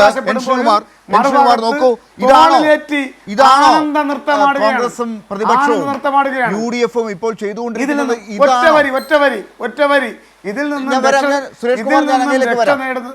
നിന്ന് രക്ഷ നേടുന്നതിന് വേണ്ടിയിട്ടാണ് NK പ്രേമചന്ദ്രനെ പോലുള്ള ആളുകൾ ഈ നാട്ടിൽ വന്നു നിന്ന് ബിന്ദു അമ്മിണിയുടെ പേരിനൊപ്പം രഹ്ന ഫാത്തിമയുടെ പേരും പൊറോട്ടയും ബീഫും ചേർത്ത് ഈ നാട്ടിൽ സമാധാനത്തോടു കൂടി ജീവിക്കുന്ന സാധാരണക്കാരുടെ ജീവിതത്തിലേക്ക് വർഗീയ വിഷം നഞ്ച് കലക്കുന്നതിനുള്ള വലിയ പ്രവർത്തനം നടത്തിക്കൊണ്ടിരിക്കുന്നത് എന്നത് കേരളത്തിൻ്റെ പൊതുസമൂഹം തിരിച്ചറിഞ്ഞുകൊണ്ടിരിക്കുകയാണ്. ശരി, എനിക്ക് 1 മിനിറ്റ് ഇടവേളയിലേക്ക് പോകുന്നതിന് മുമ്പ് ശ്രീകുമാർ, താങ്കൾക്കൊരു മറുപടി ഉണ്ടെങ്കിൽ ഇതാണോ പ്രതിപക്ഷം ചെയ്യുന്നത്? നോക്കൂ, അദ്ദേഹം ഇവിടെ സംസാരിച്ച CPM നേതാവാണ്. അദ്ദേഹത്തിന് ഇങ്ങനെ പറയാൻ പറ്റുള്ളൂ. 64,000-ഓളം അതിദരിദ്രരെ കണ്ടെത്താനായിട്ട് 1.5 വർഷം ഒരു ഗവൺമെൻറ്റിന് വേണ്ടി വന്നു എന്ന് പറയുമ്പോൾ തന്നെ ആ ഭരണ സംവിധാനം എഴഞ്ഞു പോവുകയാണ്. ഞാൻ ഈ അവസാനം പറഞ്ഞ കുഫാസിലെ ഈ നമ്മുടെ ഫിഷറീസിൻ്റെ ആ ഓഫീസർമാരുടെ തസ്തികയിലേക്ക് 7,000 പേര് എഴുതിയിട്ട് നിയമനം ലഭിച്ച 42 പേര് 38 പേരും ഒരു SFI സംഘടനയിൽപ്പെട്ടവരാണെന്ന് KSU പ്രസിഡന്റ് പ്രസ് റിലീസും അത് മാത്രവുമല്ല അത് പരാതി ആയിക്കോട്ടെ ഫിഷറീസ് ഡയറക്ടറുടെ ഒക്കെ ഒരു അറിയിപ്പൊക്കെ ഉണ്ട്. കോൺഗ്രസ് രാഷ്ട്രീയത്തിൽ ആവട്ടെ ഞാനൊന്നും പറഞ്ഞില്ല. ഞാൻ ഈ നവംബറിലത്തെ തെരഞ്ഞെടുപ്പിന് മുമ്പിലത്തെ കാര്യം ഞാൻ പറഞ്ഞുള്ളൂ. അത് ജനത്തിന് മനസ്സിലായിട്ടുണ്ട്. CPMൻ്റെ നേതാക്കൾക്ക് മനസ്സിലാവില്ല, പക്ഷേ CPM അണികൾക്ക് മനസ്സിലാവും. അതായത് പിന്നെ അദ്ദേഹം പറഞ്ഞു പക്ഷേ ആ കാര്യങ്ങളെക്കുറിച്ചൊന്നും പ്രതിപക്ഷം തൊടുന്നില്ലല്ലോ. പ്രതിപക്ഷം അതിനെക്കുറിച്ചല്ലല്ലോ പറയുന്നത്. പ്രതിപക്ഷത്തിന്റെ സമരങ്ങളും പ്രതിപക്ഷം ജനങ്ങളോട് സംസാരിച്ചുകൊണ്ടിരിക്കുന്നതും ഒക്കെ മറ്റു കാര്യങ്ങളാണല്ലോ. എൻ്റെ ലാലെ ആശാവർക്കർമാർ തിരുവനന്തപുരത്ത് ഇന്നലെ സമരം ചെയ്തിട്ട് ആ മൈക്ക് എടുത്തുകൊണ്ട് ഓടി പോലീസ്. ഇന്ന് KPCC പ്രസിഡന്റ് പറഞ്ഞിട്ടുണ്ട് പുതിയ മൈക്ക് സെറ്റ് KPCC വാങ്ങിച്ചു കൊടുക്കുമെന്ന്. അല്ല, താങ്കൾ പറഞ്ഞ അതേ യുക്തി വെച്ച് കേരളീയരല്ലേ? താങ്കൾ പറഞ്ഞ അതേ യുക്തി വെച്ച് നോക്കുകയാണെങ്കിൽ ഈ തിരുവനന്തപുരത്ത് സമരം ചെയ്യുന്ന ആ വിഭാഗത്തിൽപ്പെട്ട ആശാ വർക്കർമാർ അവരുണ്ടല്ലോ, അവർ ഈ തെരഞ്ഞെടുപ്പ് എടുക്കുമ്പോൾ മാത്രമേ ഇങ്ങനെയുള്ള കാര്യങ്ങൾ കാണുന്നുള്ളൂ. അവർ തെരഞ്ഞെടുപ്പ് എടുക്കുമ്പോൾ ആ സ്ഥലത്ത് പോയി ചില കാര്യങ്ങൾ മാത്രം പ്രസംഗിക്കുന്നു. അപ്പോൾ അവരുടെ ആവശ്യങ്ങൾക്കും രാഷ്ട്രീയം മാത്രമാണ് താങ്കൾ പറയുന്നത് പോലത്തെ ഒരു യുക്തിരഹിതമായ ഒരു കാര്യം അവരുടെ ഭാഗത്ത് ഉണ്ടെന്ന് പറയേണ്ടി വരില്ലേ? N. ശ്രീകുമാർ, താങ്കൾ നേരത്തെ പറഞ്ഞ ചില ആശാ വർക്കർമാർ തിരുവനന്തപുരത്ത് സമരം ചെയ്യുന്ന അവർ ഈ തെരഞ്ഞെടുപ്പ് രാഷ്ട്രീയവുമായി ബന്ധപ്പെട്ട് തെരഞ്ഞെടുപ്പ് അടുക്കുമ്പോൾ മാത്രം ഈ ചില രീതിയിലുള്ള സമരങ്ങൾ ഇപ്പോൾ നടത്തുന്നത് പോലെ നോക്കൂ, പ്രതിപക്ഷത്തിൻ്റെ രാഷ്ട്രീയത്തിനുമുണ്ടോ അത്തരത്തിലൊരു തെരഞ്ഞെടുപ്പ് അടുക്കുമ്പോൾ ഉള്ള താങ്കൾ സർക്കാരിനെ കുറ്റപ്പെടുത്തിയ അതേ സ്വഭാവം? നോക്കൂ, തെരഞ്ഞെടുപ്പ് അടുക്കുമ്പോഴാണ് ശബരിമലയുമായി ബന്ധപ്പെട്ട സ്നേഹം കൂടുതൽ വരുന്നത്. ആത്മാർത്ഥമായ സ്നേഹമുണ്ടെങ്കിൽ ഈ പറഞ്ഞ ശബരിമലയിൽ പല കാലത്തും ആരൊക്കെ ഭരിച്ചിരുന്നു, അവർ ആ കാലഘട്ടങ്ങളിലൊക്കെ അവരുടെ ദേവസ്വം ബോർഡ് വന്നപ്പോഴും ഒക്കെ എന്തൊക്കെയാണ് സംഭവിച്ചത്, അന്നത്തെ മോഷണത്തെക്കുറിച്ചും ഒക്കെയുള്ള കാര്യങ്ങൾ നമുക്ക് കണ്ടെത്തി വരണമല്ലോ. ആ കാര്യങ്ങൾ നമ്മൾ കാത്തിരിക്കണമല്ലോ. അതൊന്ന്. ഇപ്പോൾ MP-മാരായിരിക്കുന്നവർ വീണ്ടും നിയമസഭയിലേക്ക് വരാൻ വേണ്ടി മത്സരിക്കാൻ പോകുന്നു എന്നാണ് പുതിയ വാർത്ത. അവരുടെ സ്നേഹം ഈ തെരഞ്ഞെടുപ്പ് എടുക്കുമ്പോൾ മാത്രമുള്ള ഒരു പ്രധാനപ്പെട്ട ഒരു പ്രതിഭാസമാണ്. അപ്പോൾ ഇങ്ങനെയുള്ള കാര്യങ്ങളൊക്കെ കോൺഗ്രസിൽ നടക്കുന്നുണ്ടല്ലോ തെരഞ്ഞെടുപ്പ് അടുക്കുമ്പോൾ മാത്രം. ഇപ്പം അതല്ല, ഇപ്പം പ്രധാനപ്പെട്ട വിഷയം അതല്ലല്ലോ. PM ശ്രീ പദ്ധതിയിൽ ഒപ്പിട്ടു കേരളം. അത് ലാലും മറന്നുപോയില്ലേ? ചോദിക്കാൻ അത് പറയാതിരിക്കാനാണോ? അതിനെക്കുറിച്ച് എനിക്ക് വ്യക്തമായ കാഴ്ചപ്പാട് എനിക്ക് അങ്ങോട്ട് പറയാനുണ്ട്. നേരിട്ട് അറിയാവുന്ന കാര്യങ്ങളാണ്. അതുകൊണ്ട് തന്നെ ആ PM ശ്രീ അല്ല, ഞാൻ അങ്ങോട്ട് പറയട്ടെ. പറഞ്ഞോളൂ താങ്കൾ. അതിനെക്കുറിച്ച് പറയാനുണ്ട്. PMC അതായത് CPI ഇപ്പം ഞാൻ അതാ സംസാരിക്കാൻ പോകുന്നത്. CPIയുടെ എതിർപ്പ് അവഗണിച്ചുകൊണ്ട് PM ശ്രീ പദ്ധതിയിൽ CPM ഒപ്പിട്ടു എന്ന് വെച്ചാൽ CPM BJP സഖ്യത്തിൻ്റെ തുടക്കം കേരളത്തിലായിരിക്കുന്നു. ഇപ്പൊ വെൽഫെയർ പാർട്ടി കോൺഗ്രസ് ഭരിക്കുന്ന സംസ്ഥാനങ്ങളിൽ PM ശ്രീ ഒപ്പിട്ടെടുത്തൊക്കെ RSSുമായിട്ടുള്ള സഖ്യമാണോ? അല്ലല്ല, നമുക്ക് കോൺഗ്രസ് ഞാൻ പറഞ്ഞുതരാം. കേരളത്തില് അല്ല സംസാരിക്കാൻ അനുവദിക്കില്ലെന്നാണോ? ജനങ്ങൾ കേട്ടോളൂ. എന്നെ സംസാരിക്കാൻ അനുവദിക്കില്ലെങ്കിൽ നാണക്കേട് നിങ്ങൾക്കാ. അല്ലല്ല, അതായത് കോൺഗ്രസ് ഭരിക്കുന്ന സംസ്ഥാനങ്ങളിൽ ഇതേ പരിപാടി അവിടെ എന്തുകൊണ്ട് പറഞ്ഞുതരാം. നിങ്ങൾ ചോദ്യം ചോദിച്ച സമയം കളയല്ലേ. കർണാടകത്തിൽ ഈ പദ്ധതി കൊണ്ടുവന്നത് BJP ഭരിക്കുന്ന കാലത്താണ്. തൽക്കാലം അത്ര പറയാം. കേരളത്തിൽ CPI എതിർത്തു, ഇടതുമുന്നണി ചർച്ച ചെയ്തില്ല. 1,500 കോടി രൂപ കിട്ടാൻ വേണ്ടി നിങ്ങളുടെ ആശയങ്ങൾ അടിയറ വെച്ചു. ദേശീയ വിദ്യാഭ്യാസ നയം, അതായത് BJPയുടെ വിദ്യാഭ്യാസ നയം നിങ്ങൾ നടത്തണം. താങ്കൾക്ക് തന്ന ഒരു മിനിറ്റിൽ ഞാൻ ചോദിച്ച ചോദ്യത്തിന് താങ്കൾ ഉത്തരം പറഞ്ഞില്ലെങ്കിലും PM ശ്രീയിൽ ഒപ്പിട്ടതിനെ കുറിച്ചാണ് താങ്കൾക്ക് പറയേണ്ടത്. അത് കേരളത്തിൽ മാത്രമല്ല, കോൺഗ്രസ് ഭരിക്കുന്ന എല്ലാ സംസ്ഥാനങ്ങളിലും ഇത് തന്നെയാണ് നടക്കുന്നത്. ഈ പറയുന്ന പണം വാങ്ങി കേരളത്തിലെ പൊതുവിദ്യാഭ്യാസ മേഖലയിൽ ചിലവഴിച്ചു എന്നുള്ളത് കൊണ്ട് PM ശ്രീയിൽ പറഞ്ഞിരിക്കുന്ന എല്ലാ കാര്യങ്ങളും കേരളം ചെയ്യണമെന്നില്ല. കാലാകാലങ്ങളായി 47 മുതൽ അല്ലെങ്കിൽ 50 മുതൽ രാജ്യം ഭരിക്കുന്ന സർക്കാരുകളൊക്കെ ഫെഡറൽ യൂണിറ്റുകൾക്ക്, ഫെഡറൽ സംസ്ഥാനങ്ങൾക്ക് ഇതുപോലെയുള്ള പല സ്കീമുകളും നടപ്പിലാക്കാൻ പൈസ കൊടുക്കാറുണ്ട്. അതെല്ലാം കണ്ണടച്ചങ്ങ് അതുപോലെ ചെയ്യുകയല്ല ചെയ്യാറുള്ളത്. സുരേഷ് കുമാർ അവസാനത്തെ ഒരു മിനിറ്റാണ്. ഇതും കൂടി ഇനി ഉണ്ടാകും. PM ശ്രീയും കൂടി കേരളത്തിൽ നിങ്ങൾ പരാജയപ്പെട്ടു. അല്ല, എന്ത് കാര്യം പറഞ്ഞാലും സർക്കാർ ചെയ്യുന്ന ഏതൊരു കാര്യത്തെയും കണ്ണുമടച്ച് എതിർക്കുക, അല്ലെങ്കിൽ അതുവഴി തെറ്റിദ്ധാരണ പരത്തി തങ്ങൾക്ക് രാഷ്ട്രീയമായ നേട്ടം കൊണ്ടുവരാൻ സാധിക്കുമോ എന്നുള്ളത് മാത്രമാണ് ഇപ്പോഴത്തെ ഏക ലക്ഷ്യം. നിങ്ങൾ ഗെയിൽ പൈപ്പ് ലൈൻ നോക്കൂ, അതുപോലെ തന്നെ ഈ നാട്ടിൽ നടന്ന ദേശീയപാത വികസനത്തെ കുറിച്ച് നോക്കൂ, മറ്റ് വികസന പ്രവർത്തനങ്ങൾ, ഈ നാട്ടിലെമ്പാടും നടന്ന വികസന പ്രവർത്തനങ്ങളെക്കുറിച്ച് നോക്കൂ. ഇതിലെപ്പോഴെങ്കിലും ഒരു തവണ ഐക്യജനാധിപത്യ മുന്നണിയുടെയോ കോൺഗ്രസിൻ്റെയോ ഇന്ന് പ്രതിപക്ഷത്തിരിക്കുന്ന ഏതെങ്കിലും നേതാക്കന്മാരുടെയോ ഒരു നല്ല വാക്ക് ഈ സർക്കാരിന് അനുകൂലമായി ലഭിച്ചിട്ടുണ്ടോ? ഇല്ല എന്ന് നമുക്ക് നിസ്സംശയം പറയാൻ വേണ്ടി സാധിക്കും. ഇനിയുള്ള വർഷങ്ങളിലും കിട്ടാൻ പോകുന്നില്ല. കാരണം കേരളത്തിൽ തുടർന്ന് ഭരിക്കാൻ പോകുന്നത് ഇടതുപക്ഷം തന്നെയാണ്. ഈ കസേര ചൂണ്ടുകയും മുഖ്യമന്ത്രി ആരെന്നുള്ളതിനെ സംബന്ധിച്ചുള്ള തർക്കവും നിങ്ങൾക്ക് ഇനിയും നിർബാധം തുടരാം. കോൺഗ്രസിനും ഐക്യജനാധിപത്യ മുന്നണിക്കും കോൺഗ്രസിൻ്റെ പഴി മുസ്ലിം ലീഗിൻ്റെ പേരിൽ ചാരി, മുസ്ലിം ലീഗിൻ്റെ പഴി തിരിച്ചും ചാരി നിങ്ങൾക്കിങ്ങനെ നിങ്ങളുടെ ജൈത്രയാത്ര അനസ്യൂതം തുടരാം. ഞങ്ങൾ ജനക്ഷേമ പ്രവർത്തനങ്ങളുമായി സർക്കാർ രൂപീകരിച്ച് അടുത്ത് 2026 മുന്നോട്ട് പോകും എന്ന ഉറപ്പ് മാത്രമേ. എന്തായാലും ഇടത് സർക്കാർ ജനക്ഷേമ പരിപാടികളുമായി മുന്നോട്ട് പോകുമ്പോൾ എന്താണ് കോൺഗ്രസും പ്രതിപക്ഷവും മുന്നണിയും ഒക്കെ UDF-ഉം ഒക്കെ ചെയ്യാൻ പോകുന്നത് എന്ന ചോദ്യം ചോദിക്കുമ്പോൾ റെഡ് അലർട്ടാണ് എന്ന് പറഞ്ഞുകൊണ്ട് മുന്നോട്ട് പോകാൻ മാത്രമേ ഇനി സാധിക്കുകയുള്ളൂ. അതാണ് ഇനി അറിയേണ്ടത്. അതോ ചോദ്യങ്ങൾക്ക് കൃത്യമായ മറുപടി ഉണ്ടാകുമോ, അതോ പ്രചരണം നടത്താൻ വേണ്ടി മാത്രം ചില ഒഴിവ് കഴിവുകൾ പറഞ്ഞ് മുന്നോട്ട് പോകുമോ എന്താണെന്നുള്ളത് വരുന്ന ദിവസങ്ങളിൽ നമുക്ക് നോക്കാം. നന്ദി. ചർച്ചയിൽ പങ്കെടുത്തതിന് advocate D. Suresh Kumar, N. Sreekumar, advocate Lalkumar. News and views അവസാനിക്കുന്നു.